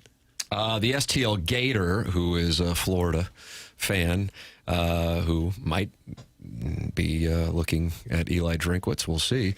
I mean, why are they running Bo Prabula when Ahmad Hardy exists? 2 quarterbacks have gone down when Hardy is in the backfield. Sus play calling. That's from the STL Gator. On the horn one, that's injuries happen, man. Like you're just, I get the Prabula one because I agree that you should run Hardy there 3 times until they prove they can stop him. But they've also scored a lot of touchdowns on the quarterback scrambling in on plays like that.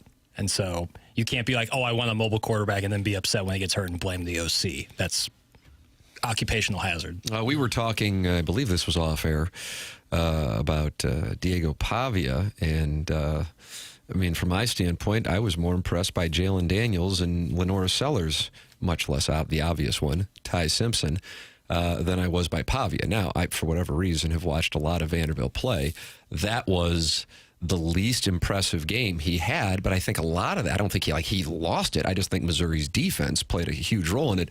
But, Doug, he was still confident in his Heisman candidacy following the game. Was he was really? The Vanderbilt quarterback. Okay. I got to ask it. Vanderbilt launched the campaign this week. Do you believe you should win the Heisman? Why?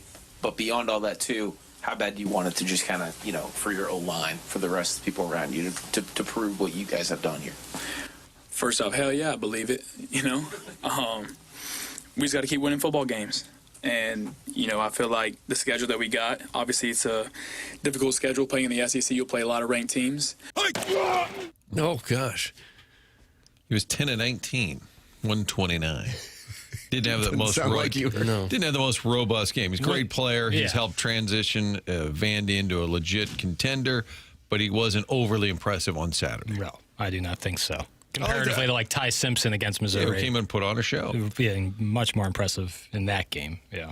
And does Clark Lee not get mentioned for any of these big jobs, so they just assume he wouldn't leave? I feel like his name doesn't get tossed around. It does, but it always has the I don't think he would leave Vanderbilt thing.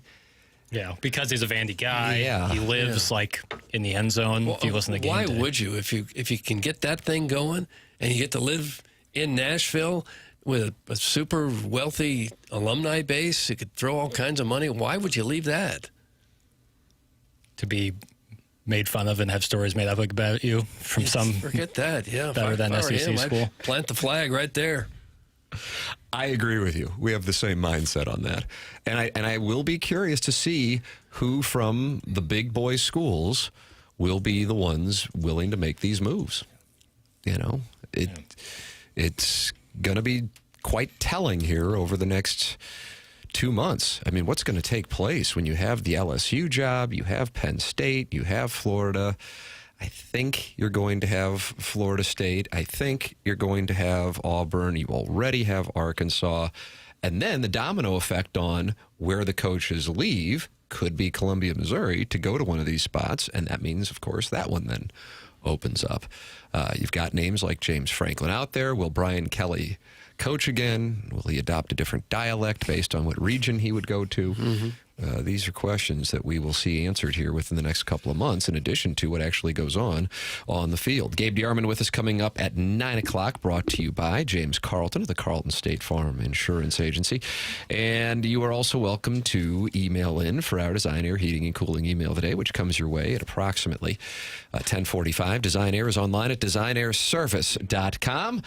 The longest running sponsor on TMA, and Martin, Doug, and myself are all clients of Seth Goldcamp and his team at Design Air Heating and Cooling, coming up this Thursday. They're coming over to do the furnace tune-up at our home and get everything ready to go for the cold weather months. It's Design Air Heating and Cooling. I signed up for my furnace tune-up, and it took less than 2 minutes just by going to designairservice.com. We're clients, and we're clients because we love how easy it is to work with Design Air Heating and Cooling, the longest running sponsor on TMA, online at designairservice.com. Send your emails in for our Design Air Heating and Cooling email of the day as we head down the stretch in the final month of October. Shooter McGavin and Buck Swope are tied with 4 wins apiece, and they will be battling it out through the end of the week. The program's called TMA. It's presented by Brown and Crouppen on 101 ESPN.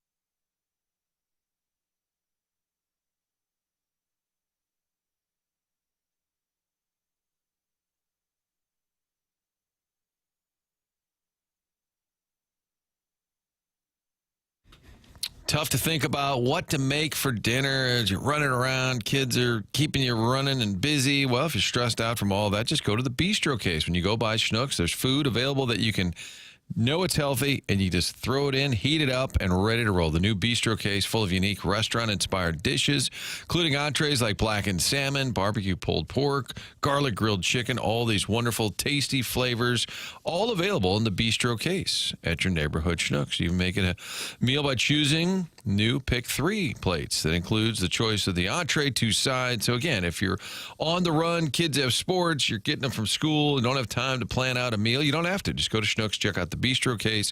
Great any time of day, whether you need a quick lunch or a big dinner. Stop by the bistro case, Schnucks Deli Department. Ask a teammate there for a sample, and don't forget to get the Schnucks rewards when you check out. You're also getting money back. All of that available at your neighborhood Schnucks.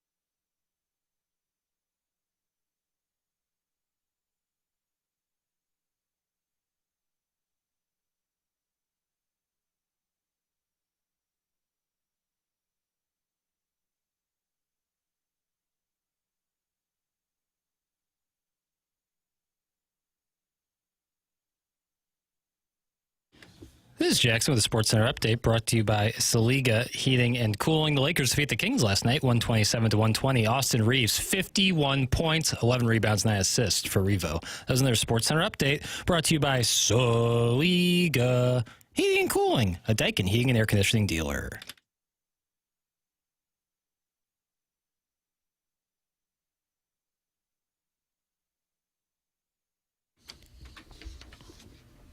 Boy, this Papers is in a good place, Doug. A little bit down. No sunshine out right now. Doesn't feel like there's sunshine in life. Oh, wow. Gosh. That's a little strong. Maybe for you. How about Coach Shirts coming tomorrow with Robbie Avila talking hoops? You'll love that. 9 o'clock tomorrow for all you people tired of the Mizzou talk. Billy can talk tomorrow. Coach Shirts, Robbie Avila here in studio. Yeah. There you go, Papers. Talk some ball. Yeah, it helps. I really look forward to talking to him with Shirts. He's great. Robbie as well. But I'm still licking my wounds. What did you do on Saturday night after the game? Licked my wounds. Just stay home? Yeah. You did? That's right. You didn't go out? Nope. And just wallowed in it? Yep. How about Sunday? Hung out with Sweet Sweet Kai. Oh. Tupac, Kai. Bounced back a little bit. Just Kai, or was his wife there? His wife was present. MMF. It's a perfect day for a cuckold.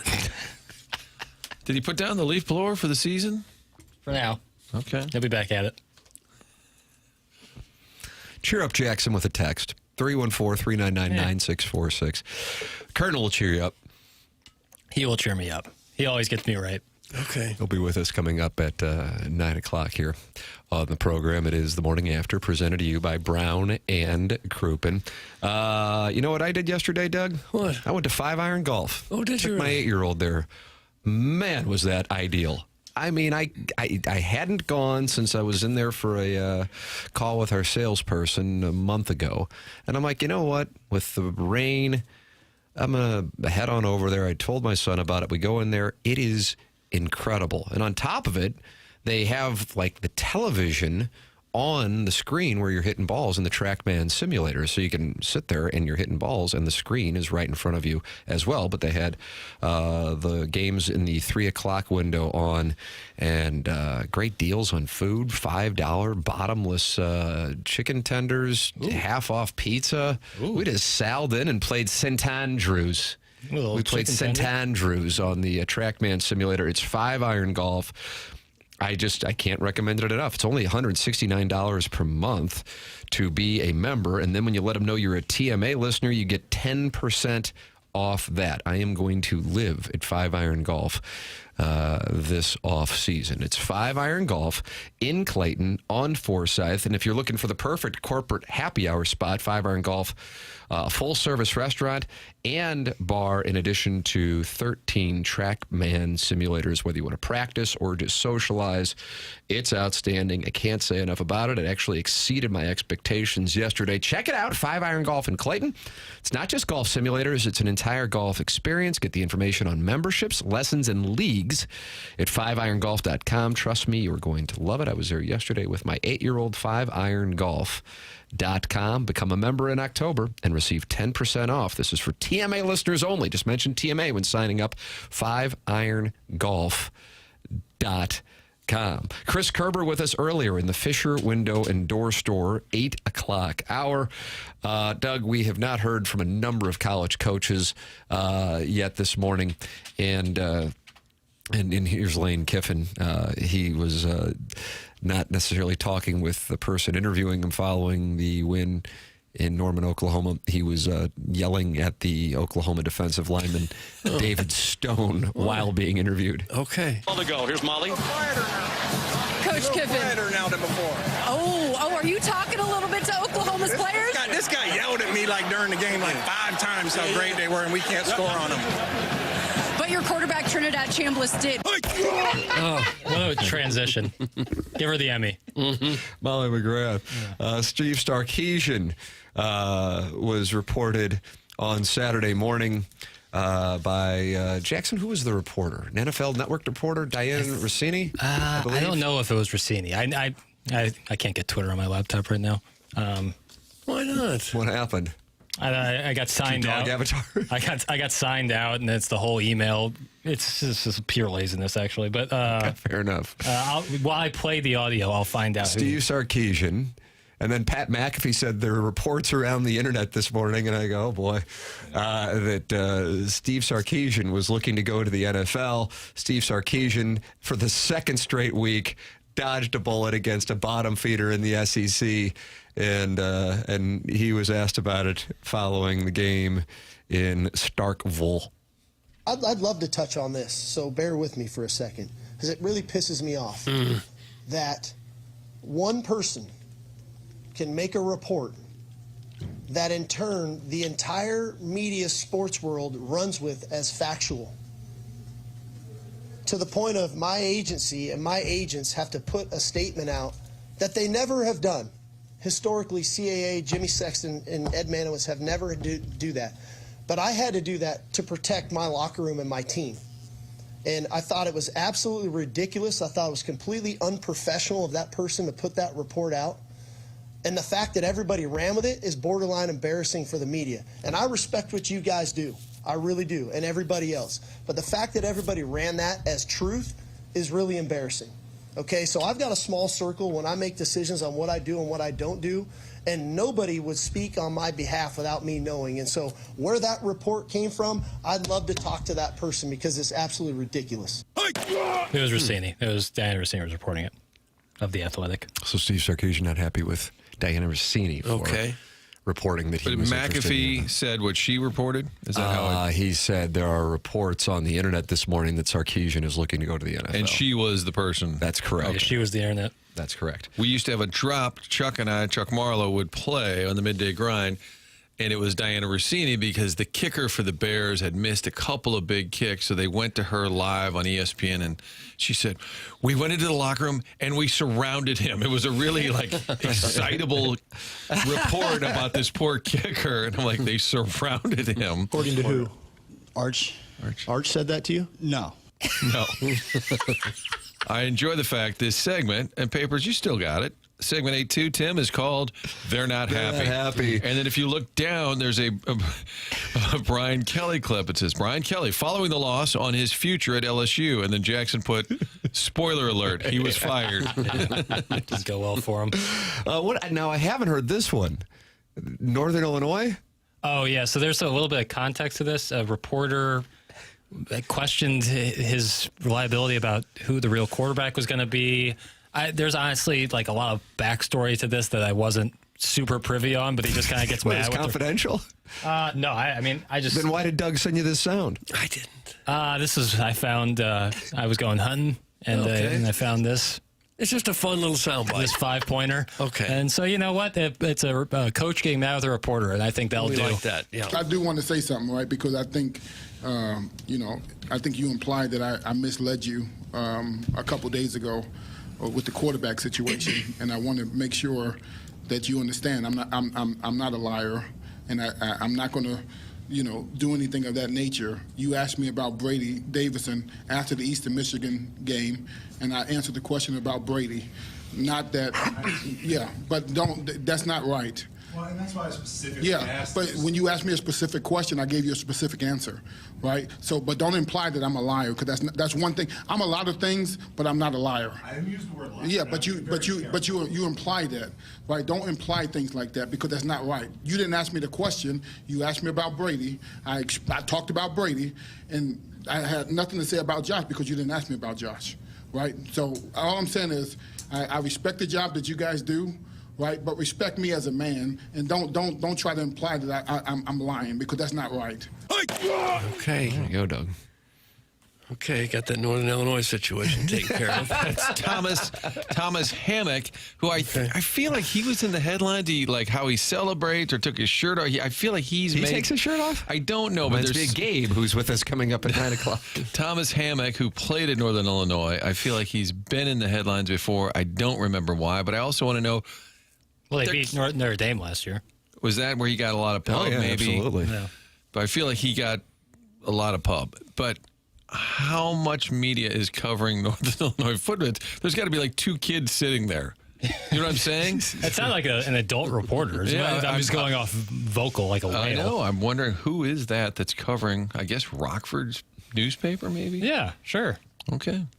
They're not happy. You're going to besmirch the journalistic integrity of those? I'm curious as to who's covering the program. Colonel joining us coming up, brought to you by James Carlton in the Mark Hanna Evergreen Wealth Strategies 9 o'clock hour.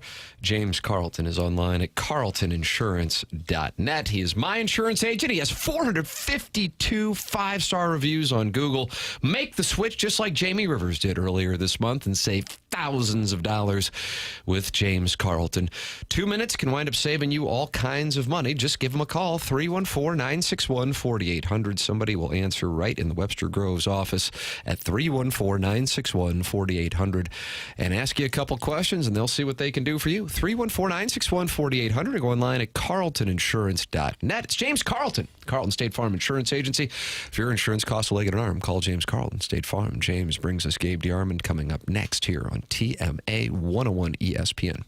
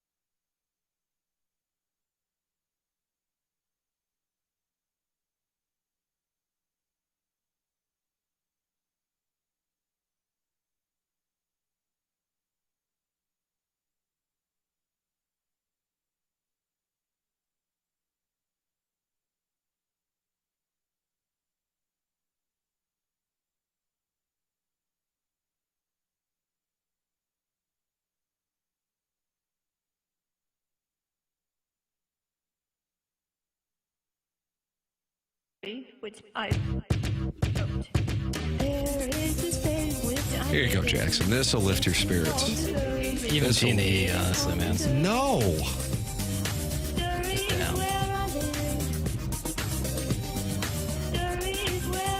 I couldn't even watch the LSU A&M game. Come on, pick yourself I was in up. such Buy the bad boots. shape. So what did you do? Did you sit in the tub? I wallowed. So what did you do on Saturday night? Did you pace? Just kind of hung Did you out. watch the Colonel's postgame show? I did. There you go. I sat there like on my couch, lying down with it right at 3 inches from my face, triple neck, and triple neck, like when your chin's all down. Oh yeah. Oh, man. Like it's so much down that if I tried using my Face ID on my iPhone, it wouldn't recognize me. Oh, because I was scrunched up. Is that bad? Yeah. So essentially in the fetal position. Just rocking? Just watching Gabe. Okay. Jackson, they're going to win their next 4. Yeah. They're going to be 10-2. Yeah. And they're going to look like a totally different offense with Matt Zollers. Yeah. And the committee's going to say, how can we keep a team that lost by 3 inches at Nashville to Vanderbilt and by 3 points in Columbia with a lesser quarterback out of this field? This team beat Texas A&M. This team beat Mississippi State. This team beat Oklahoma. This team beat Arkansas. They're 10-2. We're going to send them to South Bend, Indiana to take on the Fighting Irish on Friday night. I'm back. Just like that. I'm all the way back. But then the quarterback got hurt on the last game, and they have to go with Drew Lock's younger brother in the I think playoffs. he's a cousin. Tommy? Yeah. Yeah. He's next up. We'll see. I hope that's not the case. Joining us right now to give us his perspective from PowerMizzou.com, brought to you by James Carlton, online at carltoninsurance.net. Doug, his name is the Colonel, Gabriel P. DeArmond. Morning, Colonel. What's up, guys? How you doing? Jackson's not doing well, and I thought you might be interested in lifting his spirits. Yeah, no, I think there's a lot of people like that. I texted some of my friends on Sunday morning. I said, I'm glad the Chiefs don't play today. I need a football detox. Yesterday kind of had a funereal feeling for the season. And I know that's not mathematically true. All the things you just were talking about could theoretically happen. I think most people understand or understood at some point on Saturday that is now incredibly unlikely. And I think it's a little bit like a grieving period. And some people will be over that by this morning. Some people will be over it by next Monday and convince themselves that, hey, we're going 4-0 and we'll rally around Matt Zollers and all that. And some people probably it takes the rest of the year. But I do like there was just, and I think part of it too was yesterday was like the entire state was kind of gray and rainy and all that. But there was just this kind of feeling of a mourning period for the season to me. And am I under the belief that you do not believe in that caller to your postgame show who said the offensive coordinator should be blamed for the injuries? Yeah, I don't really know how Kirby Moore broke both those guys' legs, or it's not a broken leg, it's a dislocated ankle for Beulah. But I mean, I don't know. Should we never run the quarterback? Is that now a thing? You can't win. And I am not saying Kirby Moore called a perfect game by any means on Saturday. There were issues, most specifically, I think the third down play on the goal line. But it has become just such a reflex. Well, our play calling sucked. Fire the offensive coordinator for every loss for every team. The Pavia injury, have you heard that that's definitely out for the season, or is there a chance he comes back later, or what do you know about that?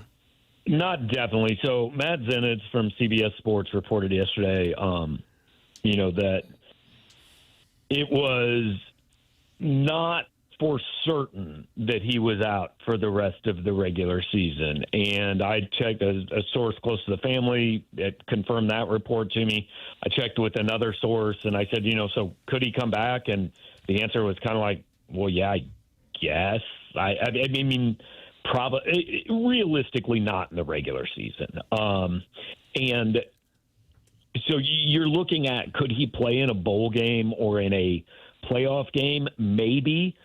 But by that point, Matt Zollers will have played 4.5 games, and if he looks good, like, I don't think you're turning it over to a guy coming off a dislocated ankle for, so I think it's kind of like the playoff talk. Like, could he theoretically see the field again? Sure.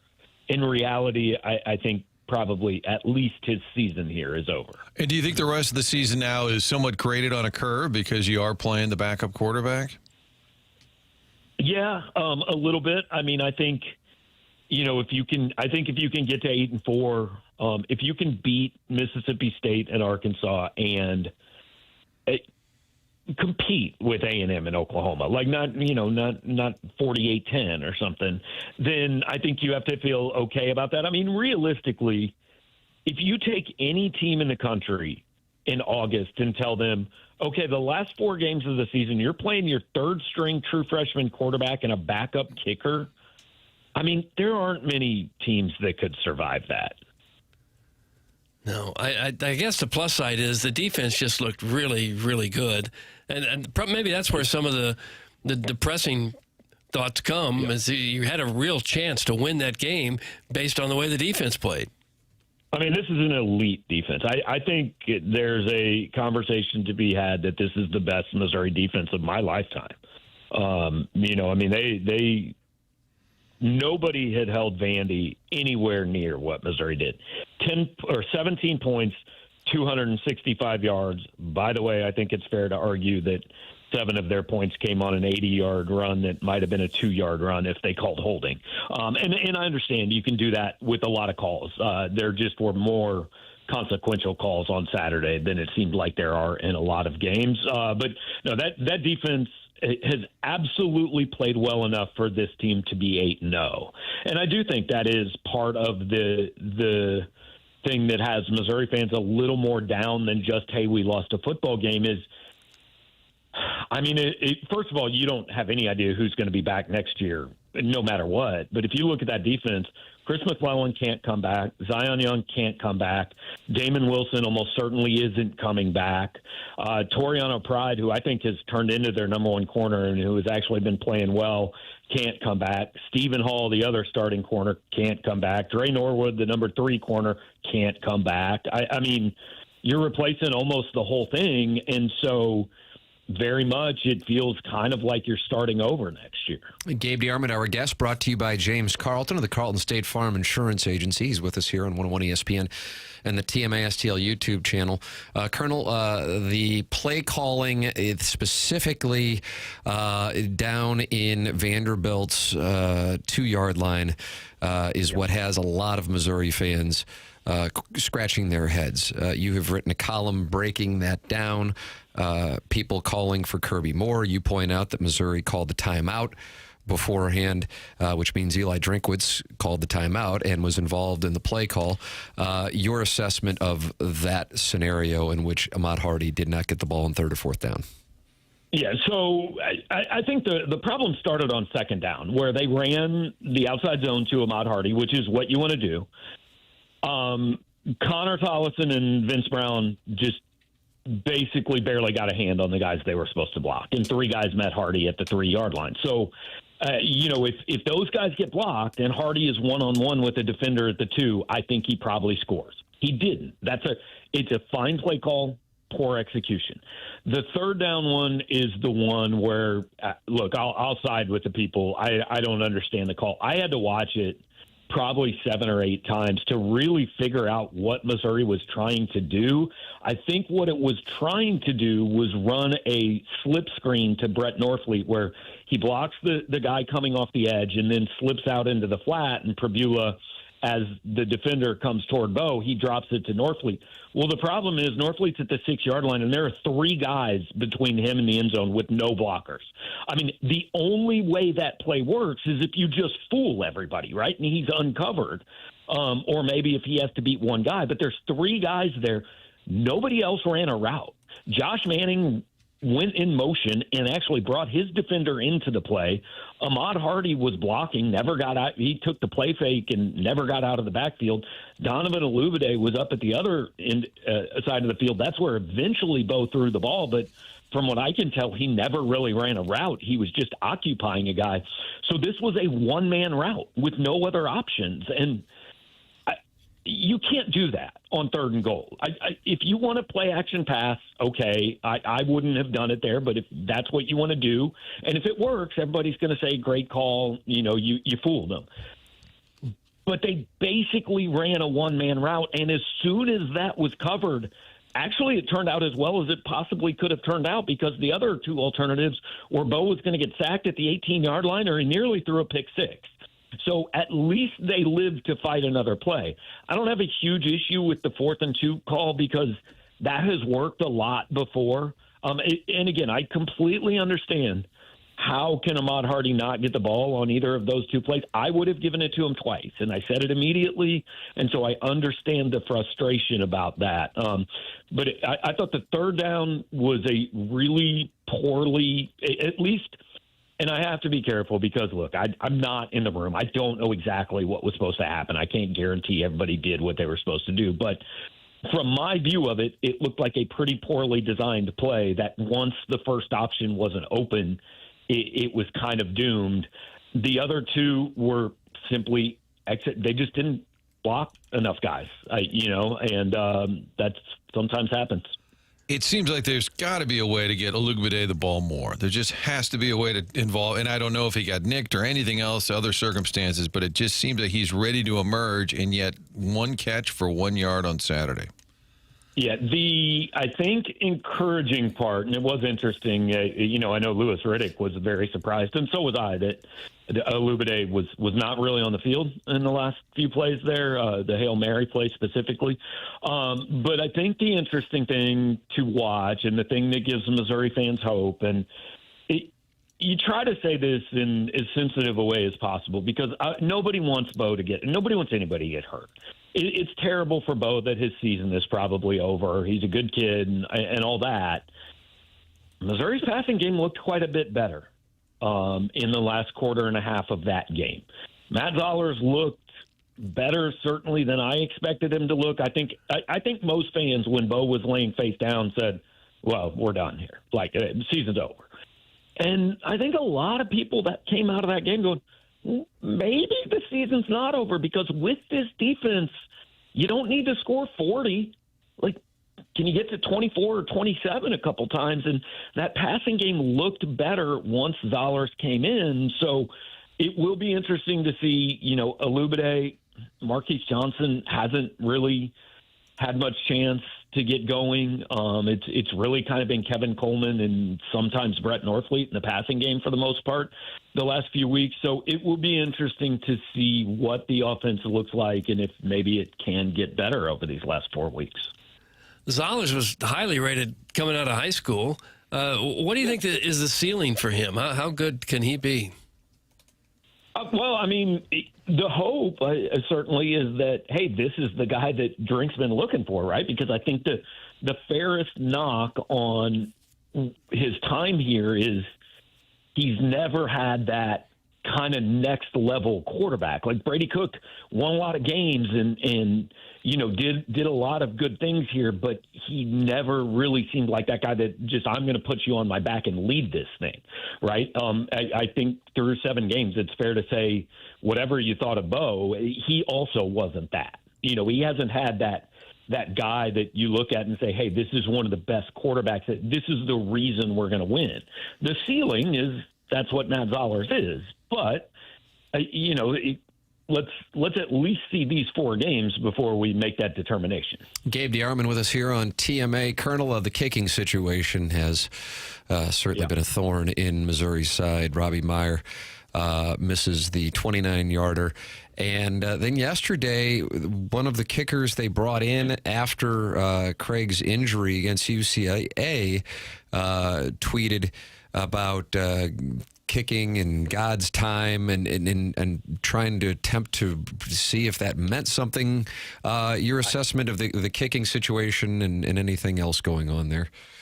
Yeah, as far as the tweeting, that was weird. I mean, that would have been like after after Bo struggled, after he threw the pick in the Alabama game, Matt Zollers tweeted out video of him throwing passes. I don't know. It seemed really strange to me. But after that field goal hit the upright, and look, everybody misses sometimes, right? We get it. But given what Missouri's kicking has been, that was really damaging. After that field goal hit the upright, I think I posted on Twitter, I said, if he manages to win this game, Eli Drinkwitz should get the National Coach of the Year trophy sent to him today, because it is being held together with duct tape and baling wire and your third-string quarterback, and literally you can't kick a field goal. I mean, that team has to operate as if it cannot kick a field goal, because that play, it was interesting. Drinkwitz was asked about the reaction of the team after Bo went down, and he said, honestly, we were okay then. We bounced back. I think what really got us was the missed field goal, because we'd been down there twice and got 0 points out of it. And there are going to be times where you have to kick. You don't really have a choice. That was one of them. Like, they had to kick that field goal. They had to get points, but they didn't get anything out of it, and it's so deflating. And, anytime – I mean, the announcers said that Drinkwitz told him on Friday he felt like they had to get to the 20-yard line before they could attempt a field goal. I mean, it is almost impossible to manage the offensive and the special team situation he's got going on right now. Yeah, and kids are weird. They do a lot of different things with social media. Who knows? I just wonder on a Sunday when the coaches are in just kind of breaking it all down, if they said to him, hey, get yourself ready, we're going to turn to you, or you're going to get some opportunities moving forward going into the bye week. I have no idea, but otherwise a kid, it'd be kind of a bad look to do it at the time, unless maybe the coach has said, hey, you're next man up. I wonder. I guess we'll find out. When will they talk this week? Because I know they're off.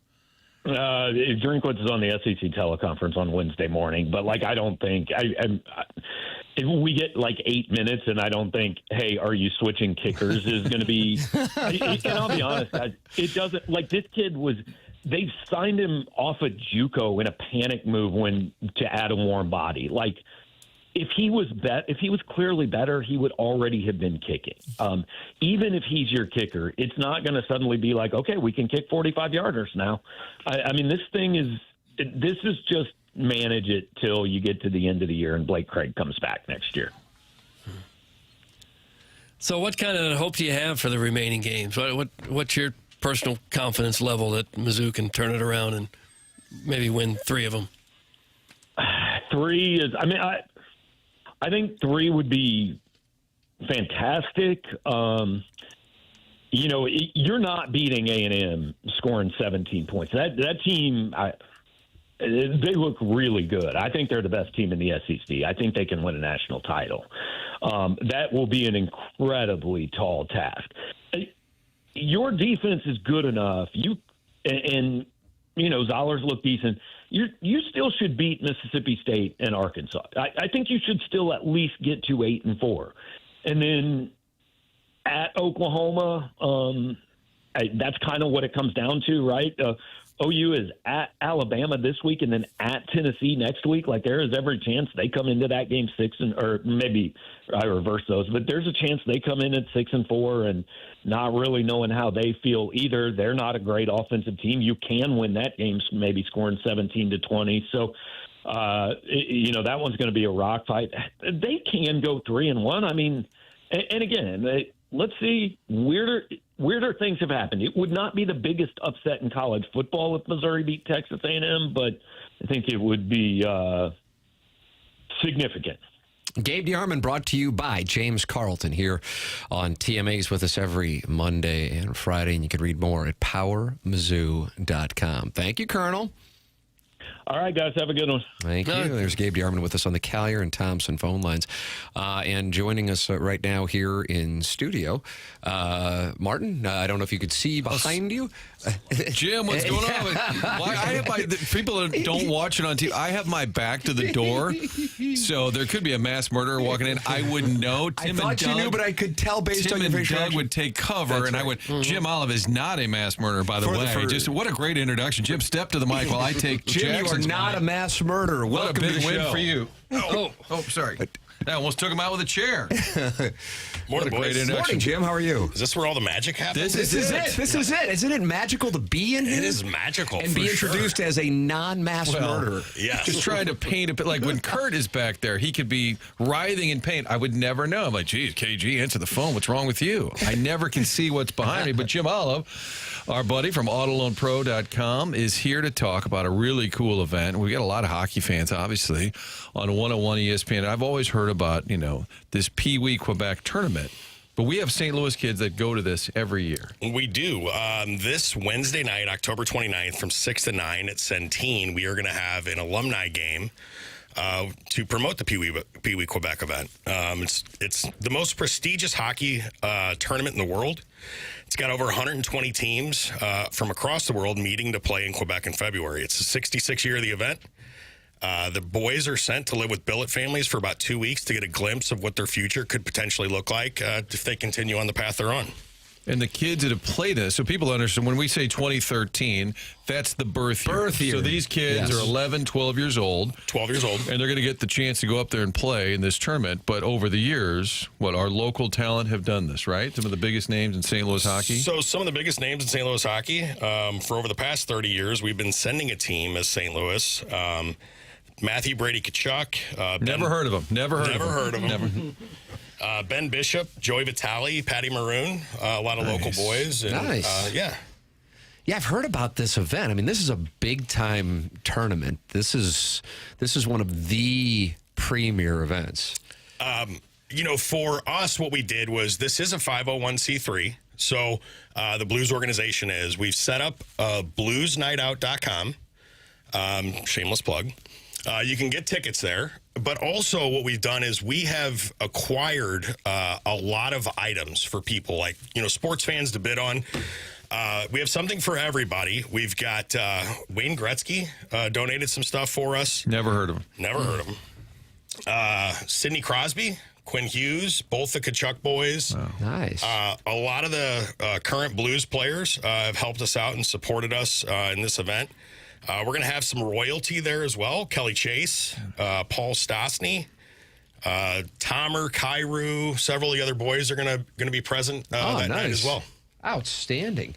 Bluesnightout.com is where you can learn more about it. It's October 29th, so it's coming up this Wednesday, taking place at Centene. It's the 2013 AAA Blues Pee Wee Quebec alumni game, and you've got some big-time names, and you also have some big-time items. So for our audience, what can they do to support, Jim? So there's, again, you mentioned it several times, bluesnightout.com. They can go on there. They can look at the items that we have, the auction items. They can buy tickets for the event on the website and just kind of come out for an amazing, eventful evening. There's going to be a lot of guys there. We're going to have a game that will feature players from 1980 to 2012 birth year. Wow. So there will be a game at the beginning. It'd be a great night. Honestly, if you're a sports fan, if you're a hockey fan, to see some of these guys come back, support the current players that are going to be here to come out and support. We have some of the coaches coming. Steve Otter, I think, is coming out. Oh, nice. It should be an amazing, eventful evening. Have you gone to this Quebec tournament? You've been up there? I have not, because my son is playing in it this year.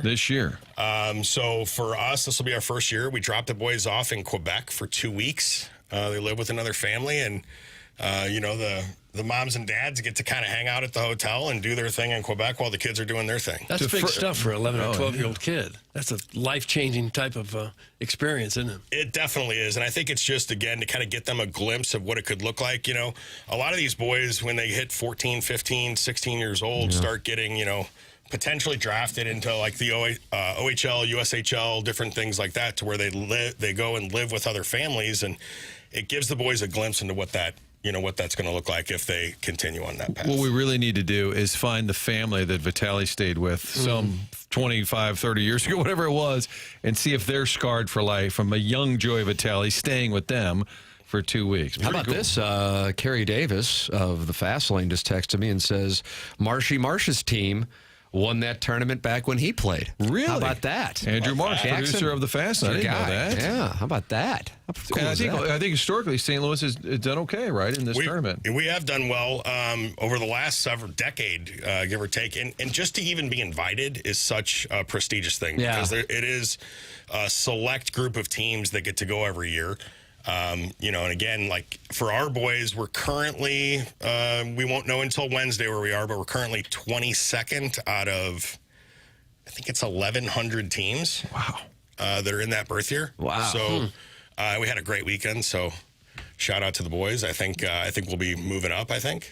Is young Strickland, he's not quite 2013, is he? Andy's kid, Ty, is I think a little kid younger, is maybe? a year or two younger, yeah. Okay. It's pretty amazing how good a 12-year-old hockey player can be. I've seen some kids at the high levels of that. It's really pretty amazing what they do in it. You know what's even more fun is watching, you know, because obviously we have to take our kids to practice, you know, and they're on the ice 7 days a week, is watching what they work on in practice coming to life in a game. And that's, you know, as they continue to evolve and the boys continue to get better, you know, obviously they want to, you know, play like the big boys do, you know, down at Enterprise. But watching that stuff come to life in the games and how they're growing as a team and how they're growing as individuals and players it's super cool. They practice 7 days a week, do they? I mean, most of them are on the ice 7 days a week, but we're on the ice with practice and games, you know, usually 5, 6, yeah. How about that? And you guys have seen Jim on those commercials for All Alone Pro. They run during the Blues games on TV, and you're coaching Robert Thomas, Yeah, right? number So 18. you're Giving giving him him a lot of wisdom tips, from you, right? right? I'm giving Tomer tips. Yes. Right. I'm sure you would agree on that as well. Jim Olive with us here on TMA. Once again, the website bluesnightout.com. It's the 2013 AAA Blues Pee Wee Quebec alumni game. It's taking place this Wednesday from 6 to 9 p.m. at Centene. It is going to be one incredible event, and you can check out all the items that are available at bluesnightout.com and come out and support a really worthwhile cause. Jim, thanks so much for coming in, man. We really appreciate it. Really appreciate the time, guys. Appreciate you having me and allowing me to try to support the boys here. And really thanks St. Louis for, if you can come out, it'd be awesome. If you can't come out, get online, check out the items. There's something for everyone literally in there. So please, anything you can do to support our event, we would greatly appreciate it. Absolutely. Jim, appreciate it. Thank you so much. Jim Olive with us here. Bluesnightout.com is the website. We'll take a break, come back with more TMA here on 101 ESPN.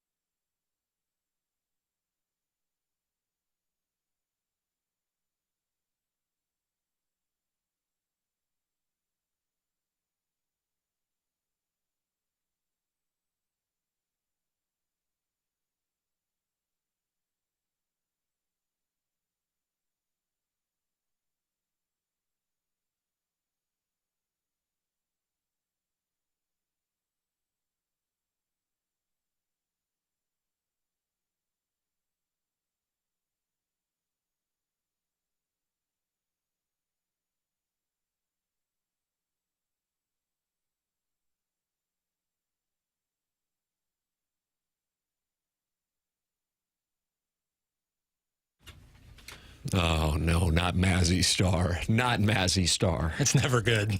When It's you gonna hear put you on Mazzy edge. Star and Hope Sandoval with that tambourine, you know somebody's really wearing it.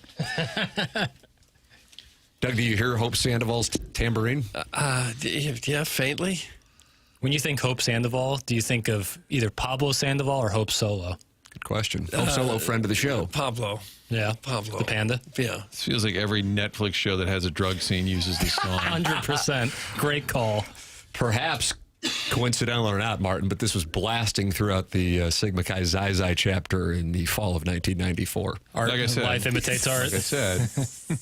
Yeah, that's a great TMA call. 101 ESPN. Mark Hanna, sponsor of the 9 o'clock hour here on the presentation. We've been joined by Chris Kerber and Gabe DeArmond, and Jackson Burkett is not having a good day. We think that he will be back by Thursday.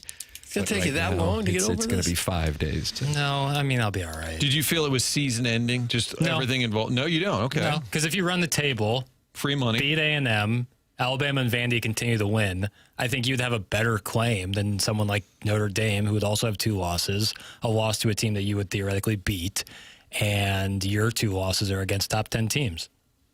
So You want Vandy and Bama just keep rolling. I think if you're like out there, like if Notre Dame runs the table, they're in. I think Mizzou would be in the same category. I truly do. They'd have better wins, and they'd have a win against A&M. And then you could see them winning the national championship. Why not? Why the hell Win a not? little natty. You know? We'll rally around Matt Zollers and play winning football. Now I think it's a tall task just to win against A&M, let alone run the table. But that's why we play the games. You don't decide the games on paper, Martin. Hope will rise. Yeah, Hope Sandoval. Not Hope Solo. I'm glad we're finally done making believe that Mizzou was good enough to make the playoffs. That was never going to happen. It's what they do after all, is disappoint us. That's from the 636. Wow. You'll be on a ESPN panel show in no time with takes like that.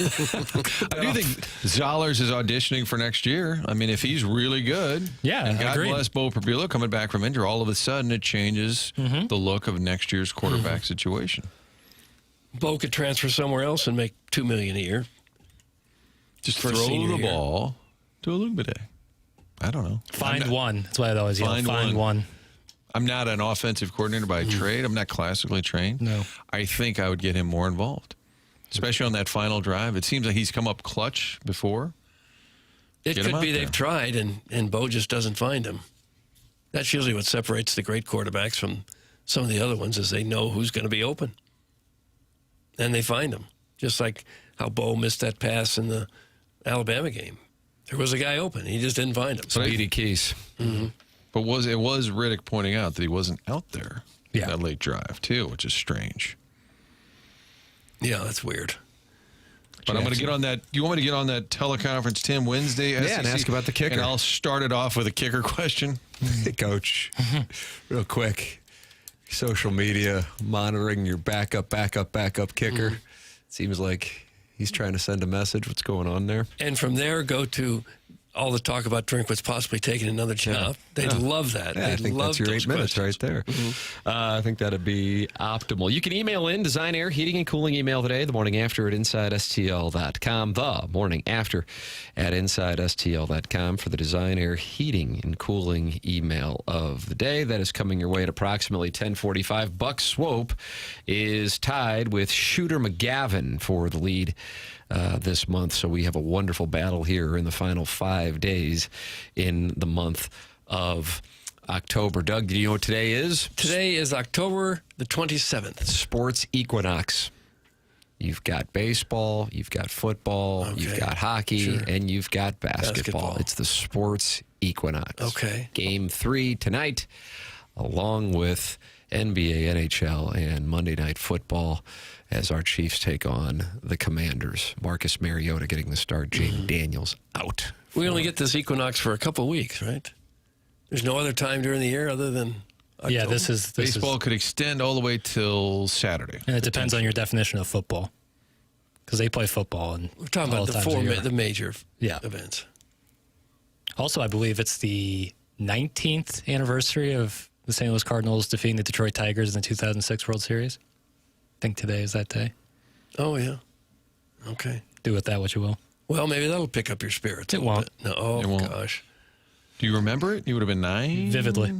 8? It was the first real season I remember. Good season to remember. It's true.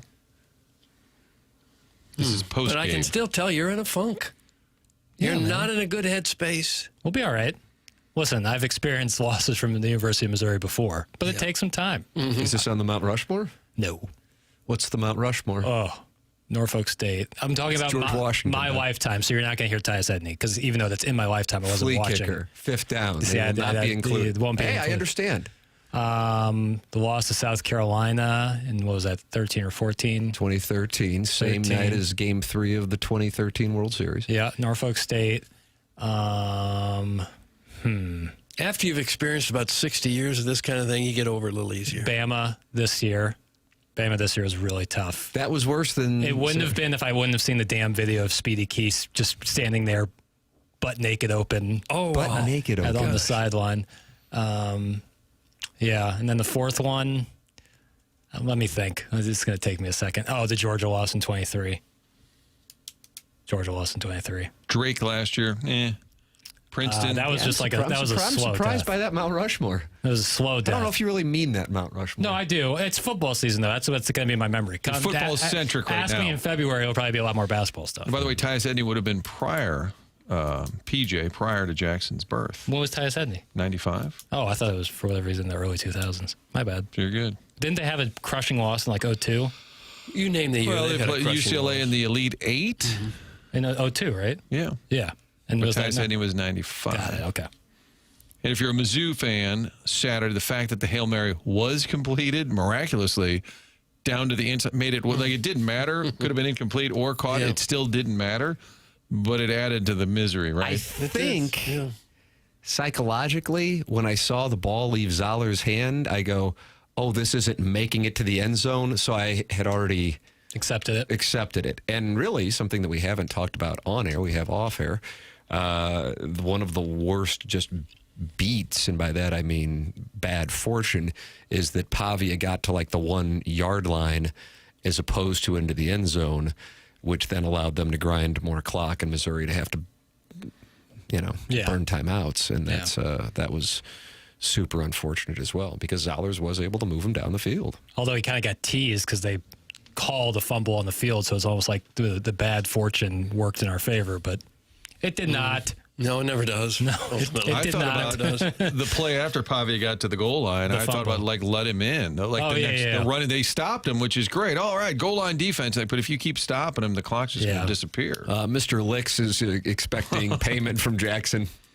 He already paid me. Oh, he already paid you? There was $50 in my Venmo that I didn't have before. You might have to send him $100 then. Well, we'll see. They just got to win one more game. Oh, Doug. They got to win one more game. There's 4 games left. Mr. Lick says the season ended when Bo posed for a picture post-game in a bowl-bound shirt. These Tigers are not winning another game. That's from Mr. Licks. It sounds like he wants his money back. Well, he can't until the season ends. He can't have it. But, I mean, the bet has not been determined. No, but then why did he pay me? That's what I'm wondering. Good faith. Well, that's fine. He clearly doesn't expect to get the money back if he already sent it to me. Do you pay a lot of bets that you haven't lost yet? I don't. Licks deserves an award if his bet hits. That's from Steven Time. What award? Get the hell out of here. Steven Time. What if they go 0-4 and you got to pay Licks? Did Licks know the quarterback was going to get hurt? I don't think he cared. That's going to be factored into this. No. We made the bet. If they lose out, I'll give them the 50 back. Okay. If they lose out, you give it back. Yeah, and another 50, yeah. Oh, my. Oh, duh. But I don't think it's going to... Do any of you think Missouri's going to go winless for this last 4? I don't know. I can't rule it out. I mean, I don't think so. Well, I mean, you can't rule anything out. Statistical probability would tell you that there's at least a chance. But I like where I'm sitting. Most confident in what? Beating Mississippi State at home or Arkansas on the road? Arkansas on the road. I think they're going to be depleted. Larson Woods Wacko, one of the rare instances that I'm kind of on board with Licks here. That's from the Larson Woods Wacko, a rare What's there to be on board? Like, what do you mean on board with that Licks? They're toast. Oh, that they're not going to... Okay, that's fair. They're going to lose out. That's fair. I disagree vehemently, and so much so that I have money on it, but that's fair. In a weird way, Tim, do you think if Mizzou's season does happen to unravel, injuries being a factor, that Drinkwitz is more likely to leave? Like if the season, instead of going out riding high, like I think his stock is still up nationally, but if the season unravels a bit, does he like, you know what, I'm just going to get out of here? As opposed to being 10-2 and riding high. It's a very good question. My honest answer is I don't know. And I know that's not what you're supposed to say. I'm supposed to scream. Yes. And say things I don't believe. Not case you off the air. Just scream. No, top of your lungs. The honest answer is I don't know. I do agree with Gabe, unless there's one that I am forgetting, and I welcome Missouri fans to send it in. It is, I think, at least the last 3 games, because UMass, whatever, and it certainly wasn't this way against South Carolina. The last 3 games, it is the most impressive defense that I've seen, mainly because you're talking about what we saw in the second half against Alabama and then just smothering Vanderbilt. I mean, holy crap, and what they have on their edge rushers. So in that sense, it's a real shame that they're not going to be able to capitalize on that. And also, you know, usually at this point in the season, Missouri will have a loss, but to lose by the minimal amounts that they have lost by, you sit there and go, God, that's pretty impressive when you consider they've played 2 top 10 teams and they were as close as they were. The other side of it, however, is that speaks to how bad the offense is, or at least has been against these caliber of opponents. And then also, you got to keep in mind, they were trailing Kansas in the fourth quarter. They were trailing South Carolina later in that game as well. And they were very fortunate that Auburn has what they have with a kicker who is coming off of a serious health situation and just can't kick the ball like he used to, because that guy was a really good kicker. As you now know, I've done a lot of SEC kicker research, Martin. The kids don't really need their dad on a Sunday. I mean, that's a day for dad to dig in deep on SEC backup kickers. Thank you for saying I hope all the great parents understand that. Let them run the streets. Thank you. Thank you. Well, the Mizzou defense was obviously very good, but they're going up against some good defenses too. Yeah. I mean, we can complain about the offense, but, you know, they're going up against the same sort of defense that Diego Pavia and Vanderbilt went up against Mizzou. They're seeing some good defensive teams. But they is on scholarship too? Yeah.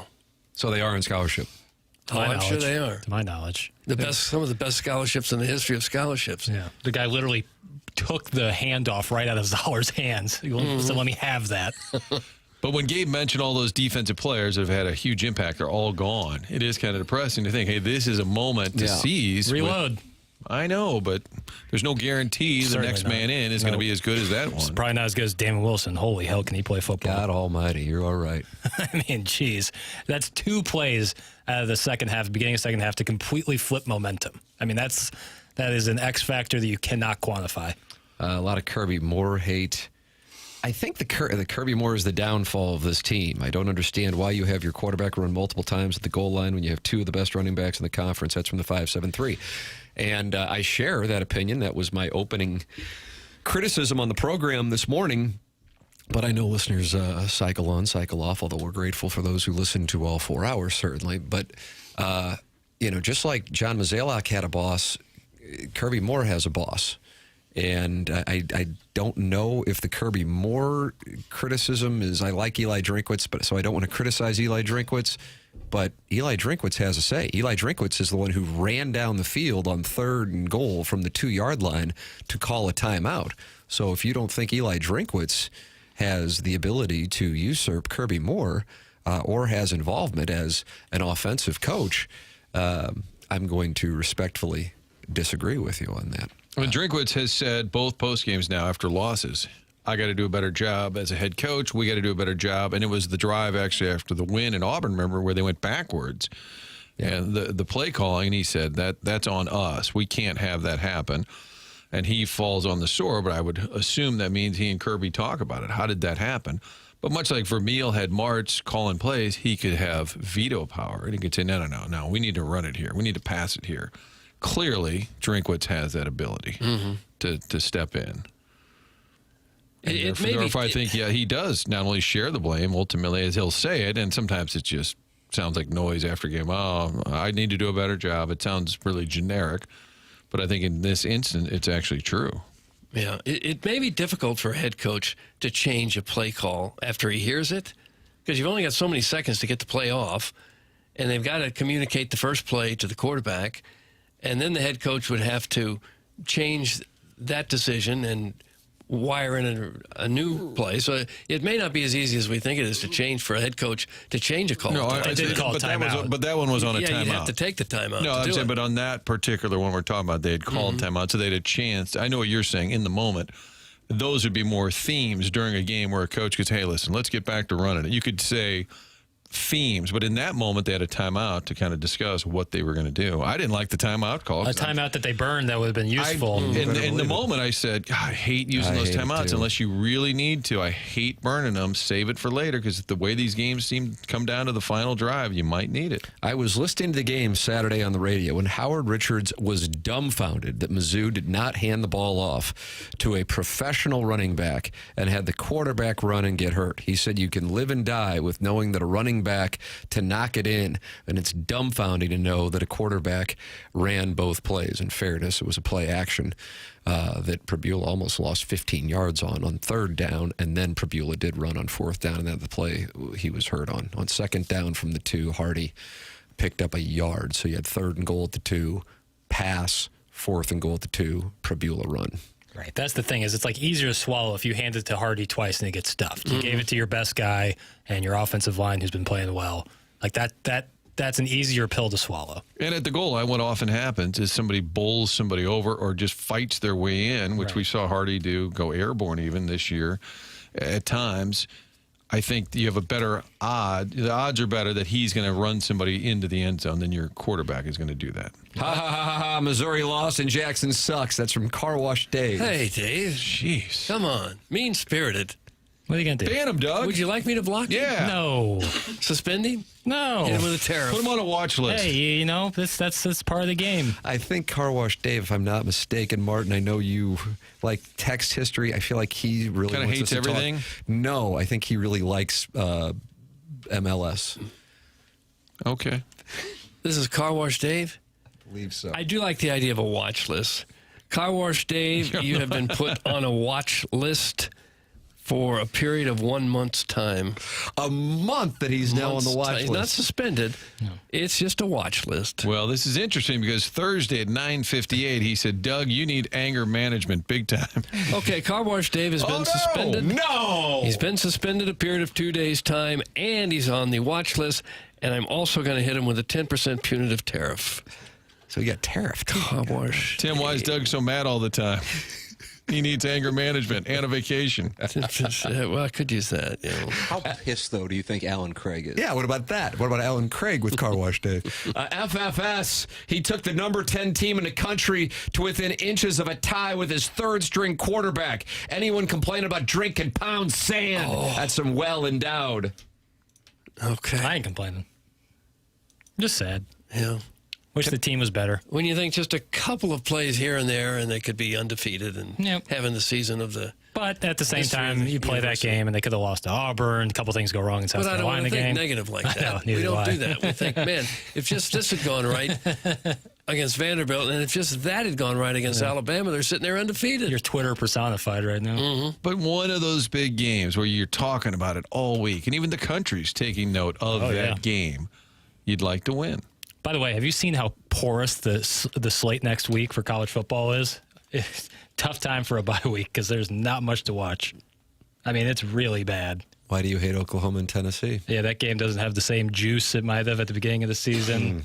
The Big Ten, even worse than you can imagine. Penn State and Ohio State. Yeah, that game you would have thought, baby. You would have thought would have been something special, but there is Notre Dame at Boston College is going to be on ESPN. Boston College is so bad. That game's in Chestnut Hill.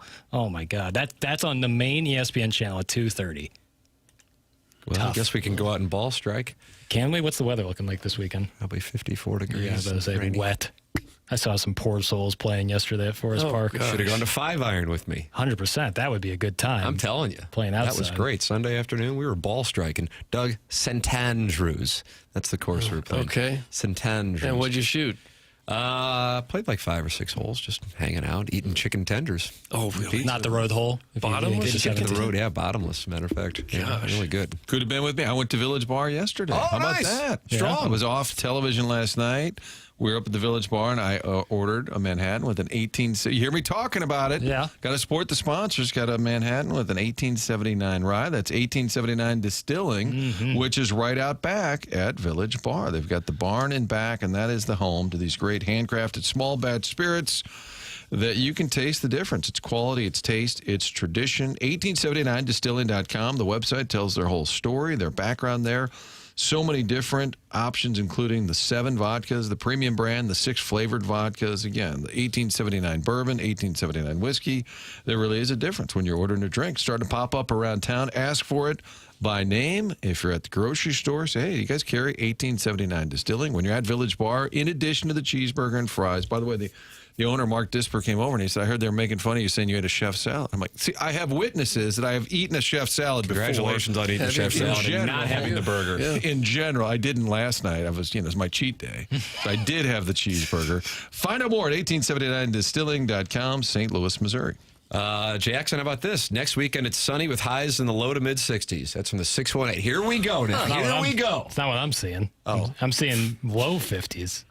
Well, maybe this guy's in a different If it's in the 60s, that'd be great. You're ball striking. If Saturday, if it's nice out, I'd love to. That'd be a perfect time to do it, but we'll see. Right. I think I think the great weather has come a little bit to an end. Looks like Halloween's going to be okay. Temperature, 59 for a high. What are you going as, Doug? Probably Bad Bunny. I got a complete bunny outfit. I did that. Mark Milton had a party Friday night. I went as Bad Bunny. Did you really? Yeah. So I'll probably just do that. I don't have any other costumes. Is it a bunny costume and then you're a bad boy bunny? I just put bad on the like a name tag. But then you rap in Spanish? I do not rap. No. Can't talk very well with the head on it. I am a bad boy and I'm testing things. That's what I say. Yeah, that's your Halloween costume. Brown and Crouppen, presenting sponsor of the program, online at brownandcrouppen.com, or you can call them at 314-222-2222. That's 314-222-2222. Brown and Crouppen, online at brownandcrouppen.com, and the presenting sponsor of this program for the last couple of years and on board throughout 2026. Brown and Crouppen Local, founded in 1979 and right here in the St. Louis area with new offices on the Hill. After an accident, money can be tight. That's why they offer so much for free. First call, free. First consultation, free. Stuck at home at the hospital, they come to you for free. At Brown and Crouppen, you pay nothing up front. They don't get paid unless you get paid. And when you are a Brown and Crouppen client, all your questions are answered for free. Get the facts from Brown and Crouppen online at brownandcrouppen.com. Make sure you let them know you heard about them on TMA. The choice of a lawyer is an important decision and should not be based solely on advertising. Past results are no guarantee of future results, and every case is different and must be judged on its own accord. This is TMA, presented to you by Brown and Crouppen on 101 ESPN.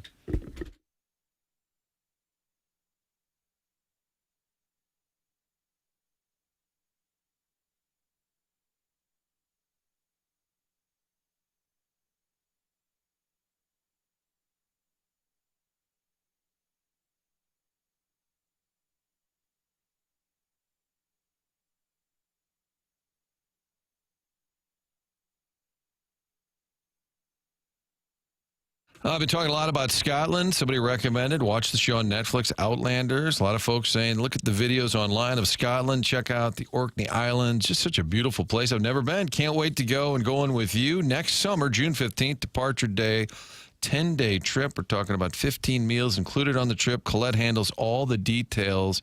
I want to see the Highlands for myself. Check out Glasgow. We're going to be eating dinner together, having some drinks at the whiskey distillery. It's going to be a ton of fun. You can find out more by calling our friends at Altair Travel. Sherry will take your call at 968-9600. 314-968-9600. Coming up a couple of weeks out. Tuesday, November the 11th, 6 o'clock at Altair Travel. They got this awesome spot called the Living Room. That's where we're going to meet up, plan the trip out. So hopefully you can join us. The trip of a lifetime. seeing all the big cities, but also the small venues throughout Scotland. You've watched the British Open. You've seen that scenery. Now go see it for yourself. Looking forward to being there with you. It's going to be a ton of fun. Discover Scotland, everything handled by the folks at Colette. Come join us November 11th for a little meet and greet, 6 o'clock at their headquarters in Brentwood. 968-9600 is their number as well, or go to 101ESPN.com.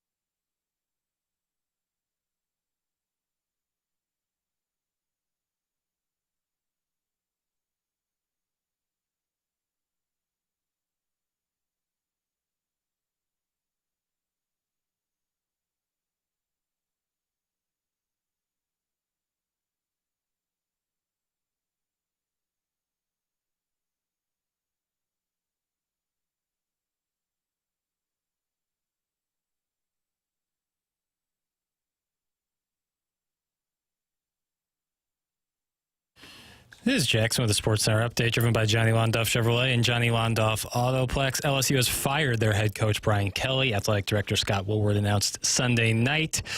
The school said in a statement that Kelly is owed just more than $54 million in buyout money. That was another Sports Center update, driven by Johnny Londoff Chevrolet and Johnny Londoff Autoplex. See them at londoff.com. Chevy, together we drive. Are you kidding me?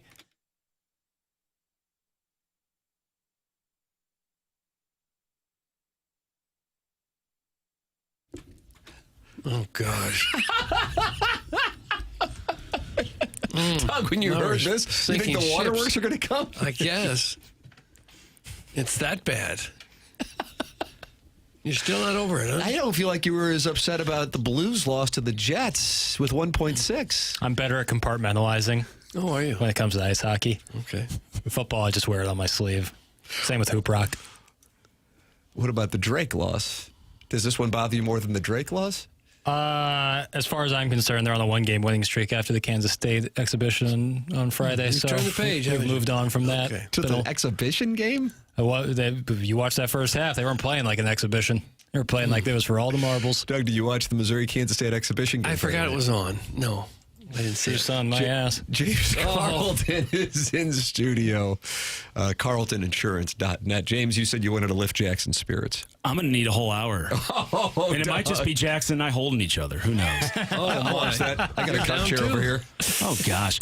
There was, when Pujols hit that home run off Lidge. Yes, 2005. There was a great call by Milo Hamilton. He goes, this crowd is limp, and I'm with them. I'm limp, guys. I am limp right now. That was brutal. Did you go to the game? I did not. Oh. I did not. Our friend KG over here, he did. Yeah. Did you watch by yourself I did. in the bathroom like Jackson? I did watch by myself, but not in the bathroom. You know, what's interesting is, remember that fake punt against Alabama? Yes. We'll never know if he got it or not. There just wasn't a camera angle. When they called that fumble on the field, I go, they're not going to have an angle to show otherwise. I don't know if he fumbled or not. That was the best camera work I've ever seen on ESPN that clearly showed this perfect pocket that the runner was down. We're talking about the end of the game on that last goal line play by Vanderbilt. That was brutal because I was shocked they called that a fumble on the field, first of all. And when they did, I was like, they're not going to be able to prove otherwise. And there was the prettiest angle that guy was clearly down, and then Trotter ripped the ball out. That was brutal. There were so many brutal parts of that game. I'm totally with you, Tim, that Bama, you know, if they would have squeaked that one out by maybe hitting Marquise Johnson there. And by the way, I'm a little tired of his antics. But if they would have squeaked that one out, Bama was the better team that day. Missouri was clearly the better team on Saturday. What antics are you tired of? Oh, he's just always throwing a hissy fit even after a catch sometimes. He's mad. I don't know. The ball's too high. That's a new thing. He was not doing that his first 2 years, and I don't know what that's about. I don't either. That's no good. That's something where the coach needs to pull him aside and say, hey, man, enough's enough. Like, I get the frustration in the Alabama game. Yes. Specifically that last play where he was wide open. I get that. But now it's carried on.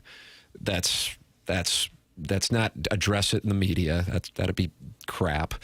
But you're coming to the office and we're having a conversation about this. The issue is, you know, you're not really managing an employee because you piss him off, and then he goes, okay, I'm heading out. I mean, all these guys are free agents. I understand it, just like Missouri acquires free agents, and thank God for Georgia and Michigan State for that defense.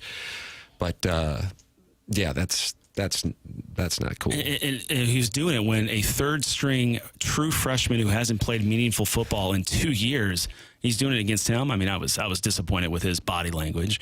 You know, obviously we can complain about the officiating, the play calling, whatever you guys want to do. We can all do some therapy. Well, I mean, Jackson's not doing well, so we're going to try to lift his spirits, win 4 straight, and get in as the 11 seed.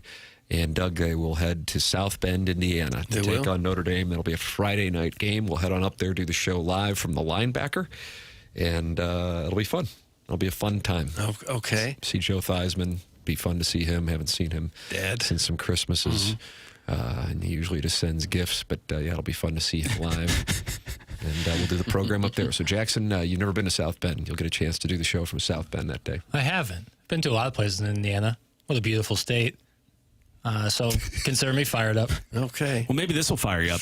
Mike Elko's clearly not a very good football coach. He has an extra week of preparation. Eli Drinkwitz is coming out of bye weeks like gangbusters every time. So there's some sarcasm now. Now, like the now a beautiful soul like James Carlton and a beautiful soul like Jackson Burkett, Doug. Now they're practicing sarcasm. I don't care for it. I did peek at the LSU boards, and they're not excited that Drinkwitz is on their short list.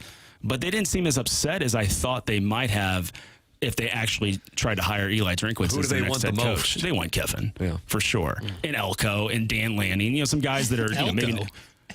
Hey, you think the Elko is going to make the move from A&M? They'd have to make him an incredible offer. I wouldn't do it if I was Elko. Maybe write some of those Jimbo Fisher wrongs. Yeah. Well, I never hear Heupel's name. Does that surprise you? I mean, like that. I don't know. I mean, that's kind of a. I don't know. I kind of look at that as kind of a little smoke and mirrors operation that could be teetering on the brink over the next few weeks. Okay. I think he peaked after UCF. Mississippi State is like a top 25 team with and when they've had 3 brushes with death in games that they should have won. The most egregious being this past Saturday, but they were going for a field goal. Was so bad that Florida still fired Billy Napier. And then 3 weeks before that, they should have beaten Tennessee without much of a problem, and they lost that one in overtime. I don't buy into Tennessee, but maybe I'm off. I agree with you. You don't hear his name. No, I don't. You actually hear what's his name from Mississippi State. I saw him on Jeff the LSU Levy? board. Yes, For really? Could you imagine? They're going to fire him. he was absolutely on their board as guys they should reach out to At LSU. Yes. Sign me up. If that happens, oh my God, I'll get a lawn chair in front of the message board. Oh, and then the Arizona State head coach. Kenny D. Yeah. Kenny D. That one makes Kenny D to LSU, Jackson. Kenny D to LSU, actually, that I think could work. That I think they would be excited about it, and I think he is a legit good coach. Here, let me just say something here as a macro viewpoint. None of them but one can actually work because they all play each other, and the expectations of the fan bases are ridiculously unrealistic when you look at the math of it. So no matter what, if the bar is we all have to go 10-2 and get into the playoff, and there are only maybe 4 SEC teams that get to go, then that means outside of the 4 fan bases, Mississippi State, Kentucky, it depends on the year. I would usually certainly say Vanderbilt and I guess South Carolina, although South Carolina was a top 10 team just a month and a half ago. They're all going to be pissed off outside of the 4 who get in. And then therefore, quote, they don't work. Brian Kelly was 34-14. Not good enough. Eli Drinkwitz is 33-14. He's up for all these jobs. We live in a very strange place, Doug. And it feels like the expanded playoffs may have even put more pressure on these coaches because now you say, 12 teams and you can't get in? Really? I'm with you. Well, I think the Cignetti bullet has changed the game. I go back to what I said in the 7 o'clock hour because fan bases go, God, if we could just get a guy like Cignetti in here. And the reality is for every one Cignetti, there are 100 or 200 who amount to nothing, and then they're gone in 2 years, and then donors are peeling off $54 million to Brian Tennessee proved what not to do, in my opinion. The revolving door. Yeah. Philip Fulmer to Derek Dealey. Jeremy Pruitt. Don't forget Butch Jones. What was that Tennessee caller's name? Rondo. Oh, I miss him. He was great. I wonder what Rondo's up to these days. We had him on like a year ago. Is that right? Yeah. Mm-hmm. What was he doing? Watching the Vols. With his Vols bed sheets? Yeah, I think he said he still had them. James, are you the kind of deep-pocketed donor who would gladly chip in a couple million to pay off a coach's firing? No and no. They must find these people. I mean, the argument against Drinkwitz, I totally understand. His record against top 25 and certainly top 10 is not good. But the argument for Drinkwitz, I completely understand as well. I mean, he's got Missouri fans really disappointed that 9-3 seasons, which is where I think Missouri's heading this season. Yeah, you look at him in one direction and you see a team that's one play against Alabama and possibly tying Vanderbilt. They're not very far from being undefeated. You look at it another direction and you think, oh, they never win the big one. That's exactly right. Yep. Alan Dadeville sending in the odds to be the next head coach. Doug, you like guessing games. Okay. Who do you think is the favorite to win? To win LSU's head coaching job? Can I have initial? Ed Orgeron. No. That's who I want. I want Coach Not listed at all. Nick Saban's actually listed. Ed Orgeron is not. Oh, gosh. God bless Butch Jones and God bless Charlie Daniels. Okay, can I have initials, please? JS. JS. Old Jimmy Smith. Jimmy Smith's going to get the gig. Was there a question in there? Yeah, or what the hell are we doing? Okay, Jerry Summers. Nope. Second letter, first name. O. John, I'm on to something. Sunvold? John, no, that's it. John Sunvold.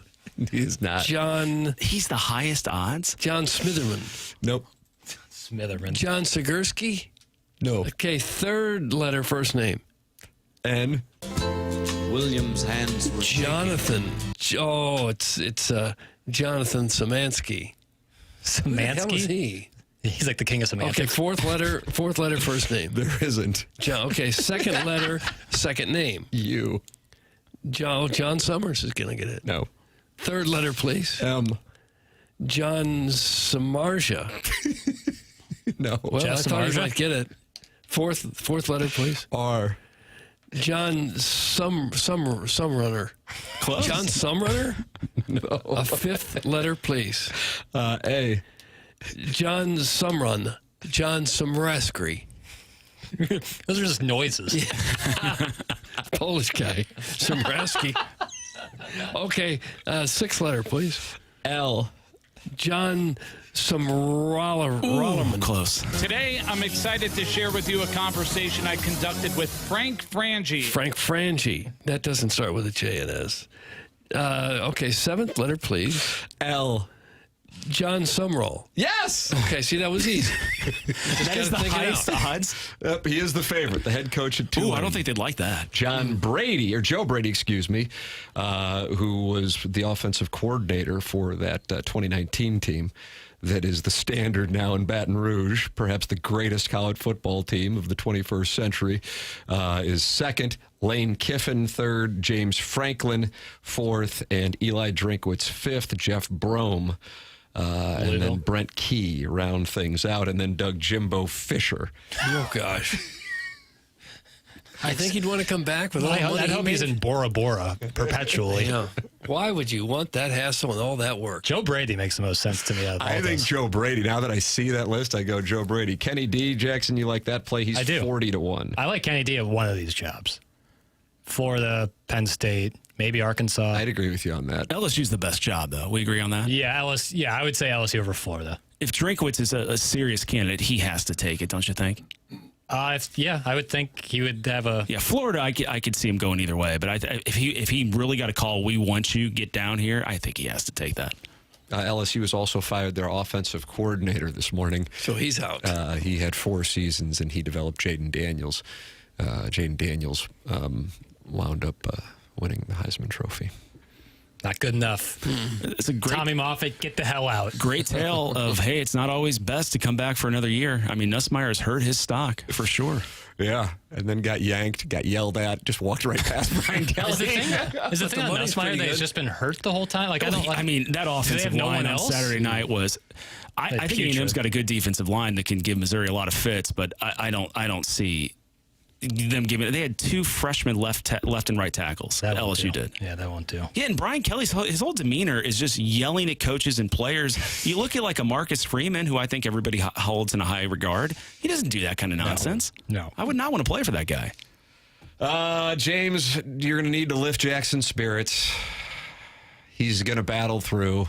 But what happens on Saturday night, the 8th, Jackson, when Missouri beats A&M and Matt Zollers throws for 380? Then we're back. And they win by 24 points, and the whole country's going, boy, Missouri only has Mississippi State, a depleted Oklahoma team that will have lost 2 more times in the meantime. And then Arkansas, 10-2. How do you do? They look like a whole new team with Matt Zollers. And then off to South Bend we go on December 19th.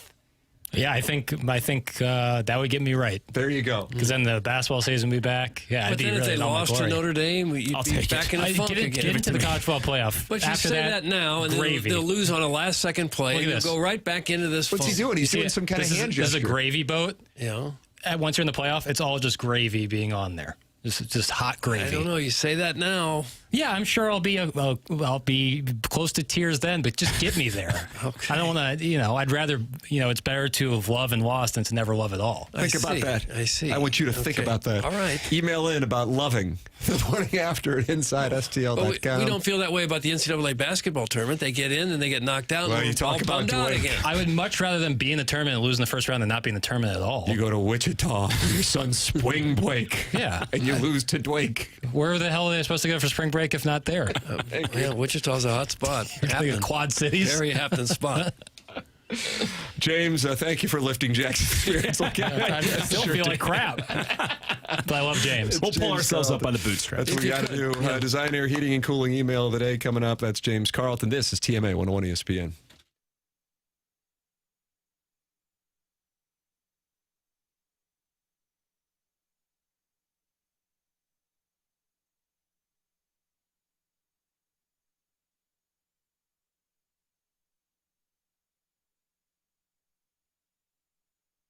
Opportunity here for TMA listeners to make some money with Psychiatric Care and Research Center. 40 years in practice, Dr. John Canale completed his psychiatric residency at Washington University, where he also served as the chief resident. And now they are conducting clinical research trials for anxiety disorder, depression, bipolar depression, and obsessive-compulsive disorder. Compensation will be provided for your time and your travel. And if you're in the metropolitan area, you're not far away because the office is in O'Fallon, Missouri. If you are interested in participating, check out the website at pcrc-stl.com. That's pcrc-stl.com, or you can give them a call at 636-244-3593. Once again, clinical research trials on anxiety disorder, depression, bipolar depression, and obsessive-compulsive disorder. If you are interested in participating, check out the website, pcrc-stl.com.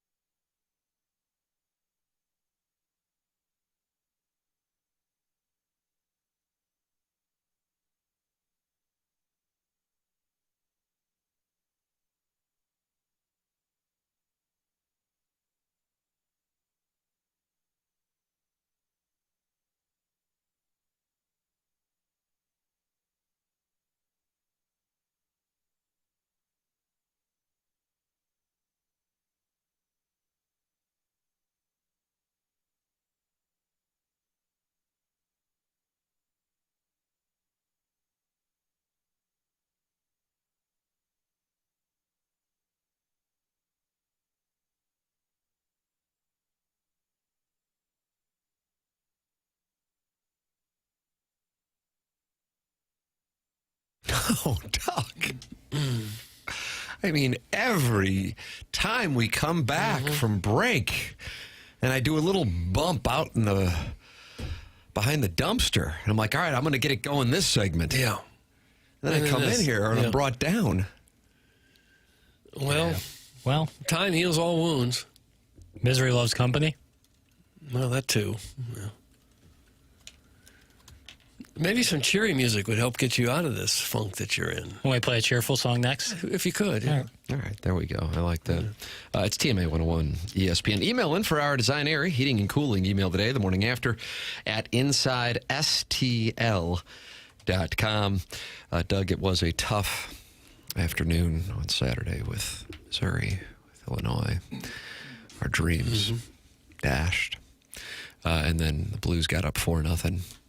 And I turned it off because I'm like, at least the Blues are going. We got this one in the bag. But then the Red Wings scored 6 straight. Braden Shen talked about it following the game.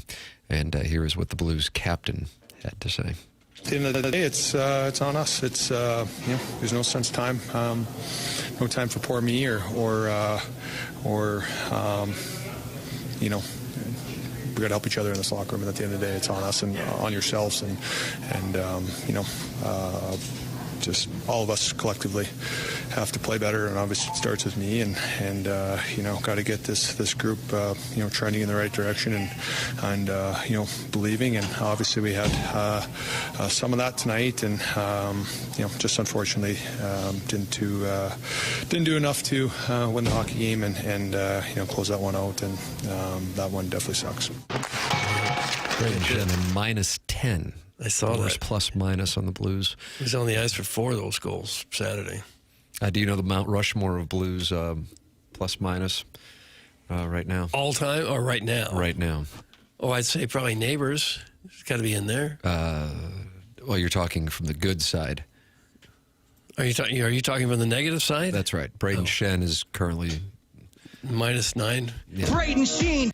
Kairu's probably up there. He is on the Mount Rushmore. He's -6. There are 2 in between Shen. Mayu. Or Sheen. It's Sheen, you said? It's not Sheen. Mayu? Oh, my God, you might get it. There's one more. Tucker? No. Oh, well. Get your shirt off. Right there. Oh, wow, I can't believe you know. That was lucky. Full transparency. I wouldn't have guessed Dylan Holloway. Well, do a Heisman pose. Yep. 1 touchdown, baby. Yeah, that's correct. It's Shen at -10, Mayu -9, Holloway at -8, and Kairu at -6. That's rough, and those are supposed to be some of their top players. What's a Rob off means? Certainly Holloway. He's only got 1 goal all year. They got to get these guys straightened out. Joel Hofer getting the start tonight. That has been the plan from the beginning, but that will certainly be intriguing to see how he responds because there have been, Doug, do you like this term? For a euphemism, some moments so far for him. I don't really care for it. I don't know. If he has another rough game, it's going to get really awkward. They're going to have to do something. Well, they got Can't Colt keep Ellis. putting him out. Colt Ellis, Doug. No, they let him go. Okay. Well, what if you'd ask a favor from Buffalo? Well, I don't think they'd give him back. Craig, would you say you guys should be bullying these hoes? Yeah, they're going to have a real issue if Hofer has another bummer of a game like that. Although Bennington's not playing that great himself. Papers, do not ask me for a ticket to South Bend in December. You declined 2 times. Have fun in your hole with Kai and his golf course equipment in the maintenance shed. It's from the Warson Woods Wacko who has tickets to South Bend, but you're not getting them. Okay. It's going to someone else now. It's fine. It's fine. In your maintenance shed. All right. With sweet, sweet Kai. I'm sure I'll figure out the way. Let's just win. Let's go 1-0 in 2 weeks. Oh, there's the attitude. Now you're starting to come back. We're starting to go. Now we're going. We'll be all right. It's just a natural life cycle of a college football fan. Kairu sucks. Buchnevich sucks. Thomas sucks. The Blues suck. Little Caesars makes EC look like a dump. A night that was supposed to be fun turned into an S show. Damn this team. It's from Sharon and Clayton. Yeah, she went up there for the game. She went to Detroit? That's what she said on Friday, I think. Yeah. Yeah. Usually she's in like Sanibel and Captiva and San Diego and St. Bart's. Oh, sure. She did Detroit. Mm-hmm. Well, she and her husband are big Blues fans. It's refreshing to see rich white women. I didn't know the Walmart Bowl was in South Bend this year. That's from Steven Time, and he's enjoying Jackson's suffering. Yep. It's all right. Hey, listen, I'll be all right. Just by Thursday. It gets better. It does, but it just stinks. Kenny D's a Sun Devil for life. Back off, boys. That's from the 602. I'm sure that, I mean, I love seeing when people just stay at one place and build, like Mark Few at Gonzaga is like my favorite example of that. Like, take a program from nothing and make them a powerhouse. I suppose if you can get an offer somewhere where there's like a $40 or $50 million buyout, you have to go. Here's something to consider. You're talking as well. about generational wealth. You're talking about taking care of your family for 3 or 4 generations to come. Yeah. Here's something to consider, though.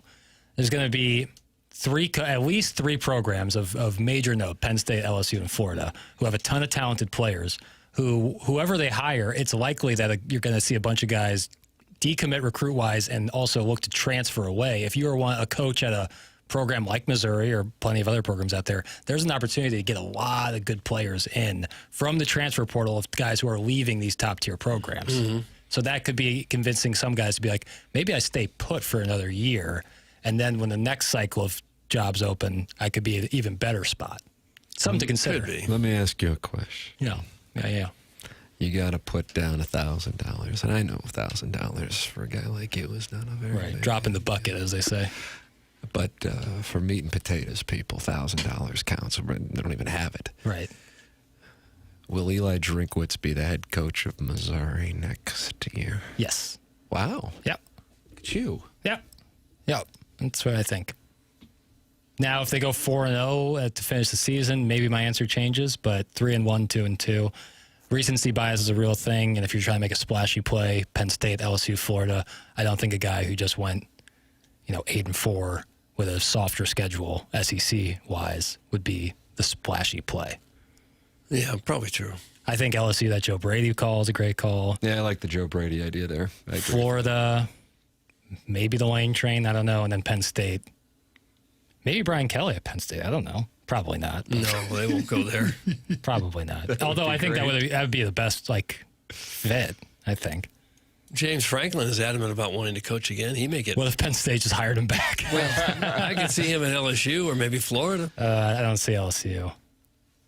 Maybe Florida. They can't admit the culture thing is a real thing with LSU more so than I think with Alabama, Georgia, LSU. Those are you got to be a part of their culture. What that might be, that's up for you to decide. You're talking about a Cajun accent? Not even that, just the Southern thing. Like Brian Kelly, it didn't help when he tried to fake it. Wikipedia exists. We know where you were born. You're not going to fool us. Yeah. But yeah, you kind of need to have the culture thing there. He was cursed from the get-go. And I think his record being pretty good, all things considered, underscores that. Sharon Clayton just sent a picture of herself.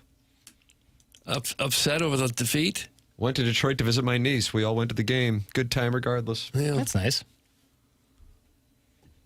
It's real nice. Yeah, Boy, I like those Red Wings sweaters. Doug, I'm still high on this team. The advanced stats show they're a top 5 versus 5 team. They will eventually get it going. That's from artificial unintelligence. See, that's I think part of my sadness is the bronze medal of it all, where it feels the team is good. Zollers look great. Defense is unbelievable, and yet 2 losses. I think that text was talking about the hockey team. It's all right. I'll take it where I want it, damn it. Oh. Missouri's a top 5 versus 5. Well, they got. I thought top 5, defense top 5. I don't know. I don't know. Do they have 5 guys? There's 6. The goalie counts. I don't know. I don't know. They got a good thing. They got 70 more games. I'm sure they'll figure it out. You don't think Penn State or LSU fans would be impressed with the unbridled arrogance and bull-bound shirts? That's from Yasiel the Boy Puig. Yeah, it just doesn't pass the smell test for me. But I've been proven wrong before. Email in the morning after at InsideSTL.com. It's TMA 101 ESPN.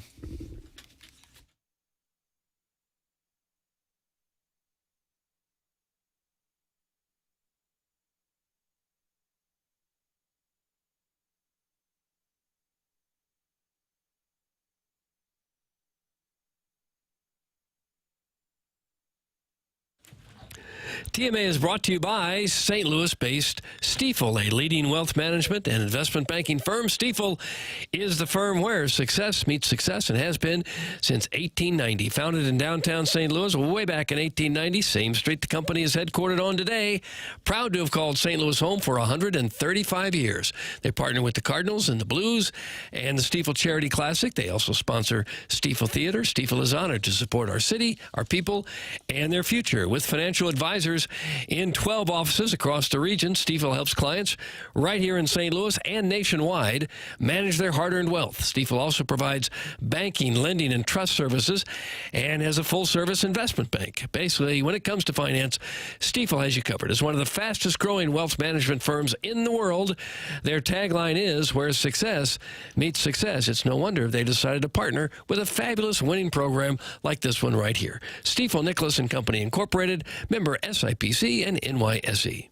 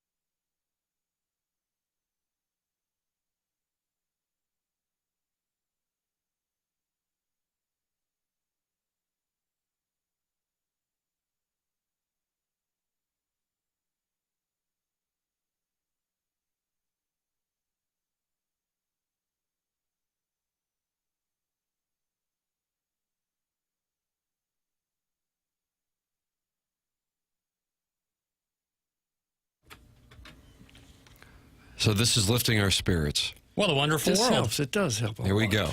Okay, thank you. Thank you so much for this. About the French I Oh, took, Jackson's going to warble, Doug. but I do know that I love you. Cafeteria scene, Animal House. Yes, yes. Food fight coming up. Belushi just smushing that food in his cheeks. Never fails to make me laugh. The program's called TMA. Airs on 101 ESPN, Doug, and you can call into the Collier and Thompson phone lines. You know anything about them? I do. I was just thinking you wouldn't want to have a food fight in a new Collier and Thompson kitchen that they just redid for your house. Maybe your house is looking a little tired right now. You don't really want to move. Perfect. You just call Collier & Thompson, and they will come in and renovate any room in your house. They specialize in kitchens and bath. Boy, do they do great work. You ought to go to their website at collierandthompson.com.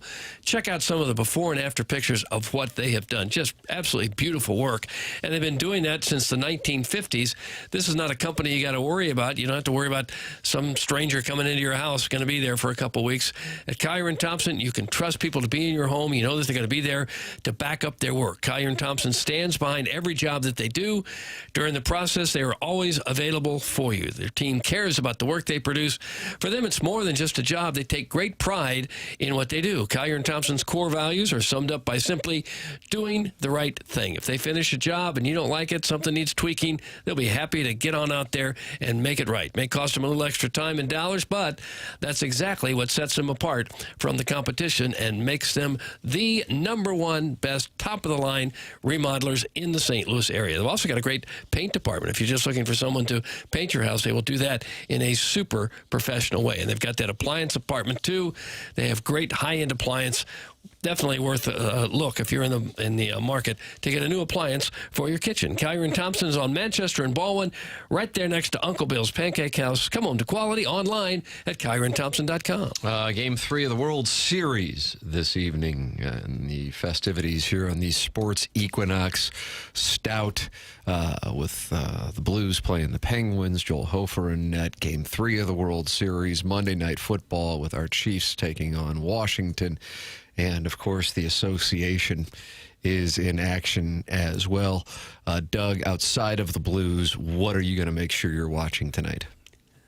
I'll be watching the World Series tonight. World Series? Yeah, sure. Jackson? And the Blues. Blues on my phone, World Series on the TV, probably.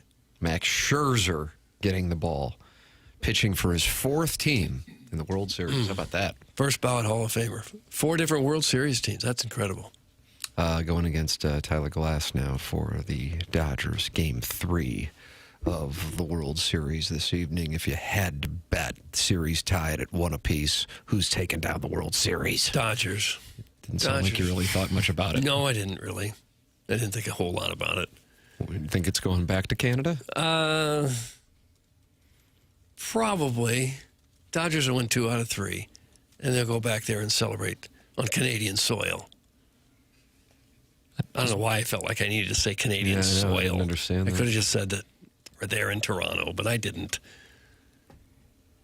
Yeah, I'd say Dodgers in 6. Jackson is watching the Suns play tonight at 8 p.m. on the dime. That's from Little Willie Wonder. Oh, no. Oklahoma City goes to Dallas. Thunder Mavs tonight, 7:30. I wonder who the players are betting on that one. What? Big gambling scandal in the NBA. I'm just wondering. One player was... What player? Oh, I bet it's more than one. Well, now you're assuming, and that's kind of unfair. Well, I bet it. Doug, these are fighting words. You already know his spirits are down, and now... Oh, that's great. No. No discourse around the NBA anymore. No, God forbid. No. It was the coach, too. And he was not gambling on games. The referee just got arrested, too, didn't he? Where? I read that story. One of the refs got it? I haven't seen that. All right, well, I read that. You never know what to believe anymore. Tim Donahue, many years ago, a wonderful guest on TMA. Yeah, he was good, yeah. Oh, okay. Yeah, I'm seeing NBA referee sent to prison. Yeah. Yeah. All right. Well, as if it was easy enough to talk about the NBA on 101 ESPN, it only just got harder. Well, time to be me. Adam Silver says he thinks maybe he can clear it up by eliminating some of the prop bets. I would agree with that. Those are the easy ones to fix. I think there's no reason you should have Jonte Porter prop bets. He's the 10th or 11th guy on the bench for the Toronto Raptors. Why does he have over/under 3-pointer attempts listed on any gambling website? And that all sounds wonderful. However, there'll be websites offshore where 100%, and sports books, which have been existing for decades, well before this. And if they're vulnerable to the underworld figures getting a hold of them, then, who knows what kind of damage they can do. Once they start threatening players' families and things. Right. That's the other thing, too. And who knows? Who knows? But also, legalized sports gambling has obviously been a new thing in the recent years, but gambling on sports has been a thing since the Olympics in Rome, you know, so the idea that like this is only because of legalized gambling, I think is misguided. No, well, there's been scandals all the way back to the Black Sox scandal. Right, exactly. Email in. We got the Design, Air, Heating, and Cooling email today coming up to wrap up the presentation. BK and Ferrari at the top of the hour. Miss anything, podcast it via the Schaefer Door Company podcast. And that's Jason Gosrow. If your garage door broke over the weekend, you're going, oh man, we got to get this thing tended to. Good news. Schaefer Door Company, a longtime TMA sponsor, can help you out online at SCHAEFERdoor.com. You can call or text 636-782-3608. That will get you the quickest response time from Schaefer Door Company. They service commercial doors as well. If you run a business with a warehouse with big, tall doors, Schaefer can handle that job for you in addition to everybody's home as well. It's Schaefer Door Company online at SCHAEFERdoor.com. Call or text 636-782-3608. Schaefer Door, a CHI overhead door dealer. Design, Air, Heating, and Cooling email today coming up. It's TMA 101 ESPN.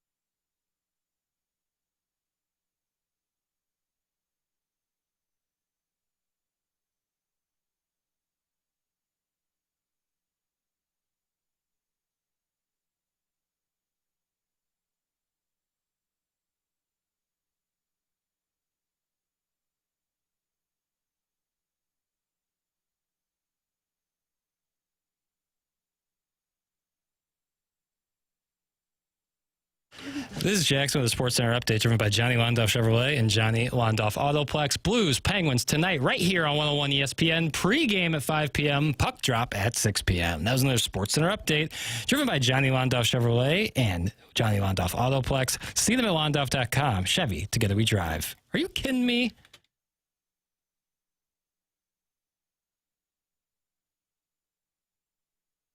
It's TMA 101 ESPN. Tim McKernan, Doug Vaughn, Chairman Kurt slides into the dais in the 10 o'clock hour, and Martin deals with onboarding, about a 2-year process. Mm-hmm. Every bit of 2 years. Some people never get through it. And Jackson Burkett is on the ones and twos. Let's see. Come on, papers. Legalized gambling sure makes it a lot more likely to be a problem. Quit holding rights, you ass. That's from Doug's. I'm looking at this with objectivity. I'm just saying you have to look at the historical context of this. The idea of blaming legalized sports gambling, I think, is misguided. That's just my take. You can disagree with it. I just said it's been happening. Oh, I'm not blaming. I'm not saying you, Doug, at all. You're my North Star. Clip that off. I'm your North Star. How does that make you feel? Is that an shining brightly for your mindset and your just kind of disposition? Okay. Yeah, I look to you. I heard the Mafia threaten Jackson to hit under 12.5 drops for today's show. How much you raking in, Jackie? That's from Steven Time. Not happy with the number of drops on today's program. They didn't, but I'm open to that. Yeah, that would be great. I'd love to. I'd be Headache Smith. What would you do if you're a player in any sport and they say, we know where you live, we know who your mother is, we're going to shoot her if you don't do this for us in the game? What do you do? It's a damn shame is what it is. Mm-hmm. Yeah, I brought the temperature down here. I know, but I'm saying, I think that's maybe a possibility of what happened to these NBA guys, is they got caught up with the wrong crowd. One thing I know is the Design Air Heating and Cooling email of the day has integrity beyond belief. And it's time for Design Air Heating and Cooling email of the day. Buck Swope and Shooter McGavin deadlocked at 4 wins in the month of October. Devastating. Soul-crushing dejection. Mizzou, the Blues. Saturday was just another point in a lifelong string of brutal disappointment, going all the way back to February of 1980. Jackson, his buddy Noodle Soup, and I had a sleepover at our friend Ivan's house. We had stayed up all night playing ColecoVision 2-versus-2 ice hockey, a game that was literally played with 2 skaters on each side, and we were certain that nothing could ever get better. In the afternoon, we were all still in our feety jammy jams, waiting to watch the Olympic hockey game. Soon we could feel it slipping away, helplessly hoping, praying for a miracle. But our Soviet brethren shockingly fell short, losing to a ragtag bunch of pesky amateur Americans. Heartbroken, Jackson forever swore off ice rink hockey, vowing to never watch it again. It remains all too painful. We spent the rest of the day singing Adele's Hello at the top of our lungs with tears streaming down our faces, but it did prepare us for a life as St. Louis Tri-State sports fans. Tri-State. That's from Shooter McGavin, the vice president of Velcro bull-bound Mizzou shirts at Bush, to get the Cardinals fans to return. I'm sorry, I was reading an email. Is that him calling? Is he calling me a communist? Funny. Doug Shooter McGavin. Right. Shooter McGavin. Leadoff hitter. Dear Dossier, the maintenance man finally arrived so I can sit in the bathtub and light now. But why bother? Hope has fled my soul more quickly than a gravy boat empties. Still, emotionally deplete, I crawl out of the bathtub. I put on my Hey Dudes. Not because I like them, but because they're footwear equivalent of giving up. Soft, shapeless, and vaguely damp from 3 nonstop days of rain. They squeak now, probably from shame. Not even my Frank Haith body pillow can comfort me, hearkening me back to the Norfolk State disaster. I sip warm milk, put on my finasteride cap, and close my eyes, longing for a reunion in the Smokies with oatmeal and coffee. Get off my ass. Until next time, that's from the TMA Troubadour. TMA Troubadour. I changed my Twitter bio to vaguely damp. That's a really funny line. Let's see what we got here. There is a place which I live in. It is called Missouri. After a Saturday that saw a professional hockey team blow a 4-goal lead and a college football team that still had playoff aspirations even after their quarterback was brutally injured, and even after their sus place kicker doinked a 29-yarder, only for the dream to die on a completed Hail Mary that landed a few inches short of the goal line. Across this state, fans woke up on Sunday morning looking for answers. One of them spent the day producing a spreadsheet psychotically charting the place kicker depth charts of 16 different SEC schools in order to arrive at the conclusion that Missouri is the only school who entered the season without a proper backup, relying on a guy who got his recruitment car waxed by some sort of Barrett Sports Media kicker rankings. We're sitting here again talking about the same things. Not me, though. I podcasted the Zillennial movie canon of Movie Boy, which featured a real-life movie girl. Oh, boy, it's a girl. I thoroughly enjoyed her contribution, even if she hadn't seen The Social Network or Borat, and by her own admission, wasn't really qualified for this topic. Now, Jackson, I don't want you to be the movie boy in the PG-13 podcast everybody's really hoping makes it happen. I want you to be like the movie boy in the Rated R podcast. You know, the guy you're not sure whether or not you like yet. You're not sure where he's coming from. You're a bad boy. You're a bad boy. That's from Buck Swope, DBA, The Recess Lady's Breast. Buck Swope. You had a movie girl on? Yeah, friend of the pod. Who's that? Caroline. Her name's Caroline. Friend of the pod. Who is this Caroline? Why is she chirping? Listener of the pod, reached out, talked to her. Yeah, okay. She's great. She Just was a awesome. pod fan? Just a fan of movies, fan about talking movies. That's what Movie Boy is, a movie for movie lovers talking about movies, and that's exactly what she Brings is. people together. It unites people over the love of film. You know, look at this. She was great. Yeah. Unites people over the love of film. I'll tease back-to-back movie girls because Lauren's on the episode this week. Oh my goodness! What are you talking about, Lauren? Halloween special horror movies. Wow. Yeah. A lot of fun going on Saturday mornings, man. What's your favorite horror movie? Oh, you have to tune in and find out. Oh, don't give me he's that. got better Don't give me that teasing. nonsense.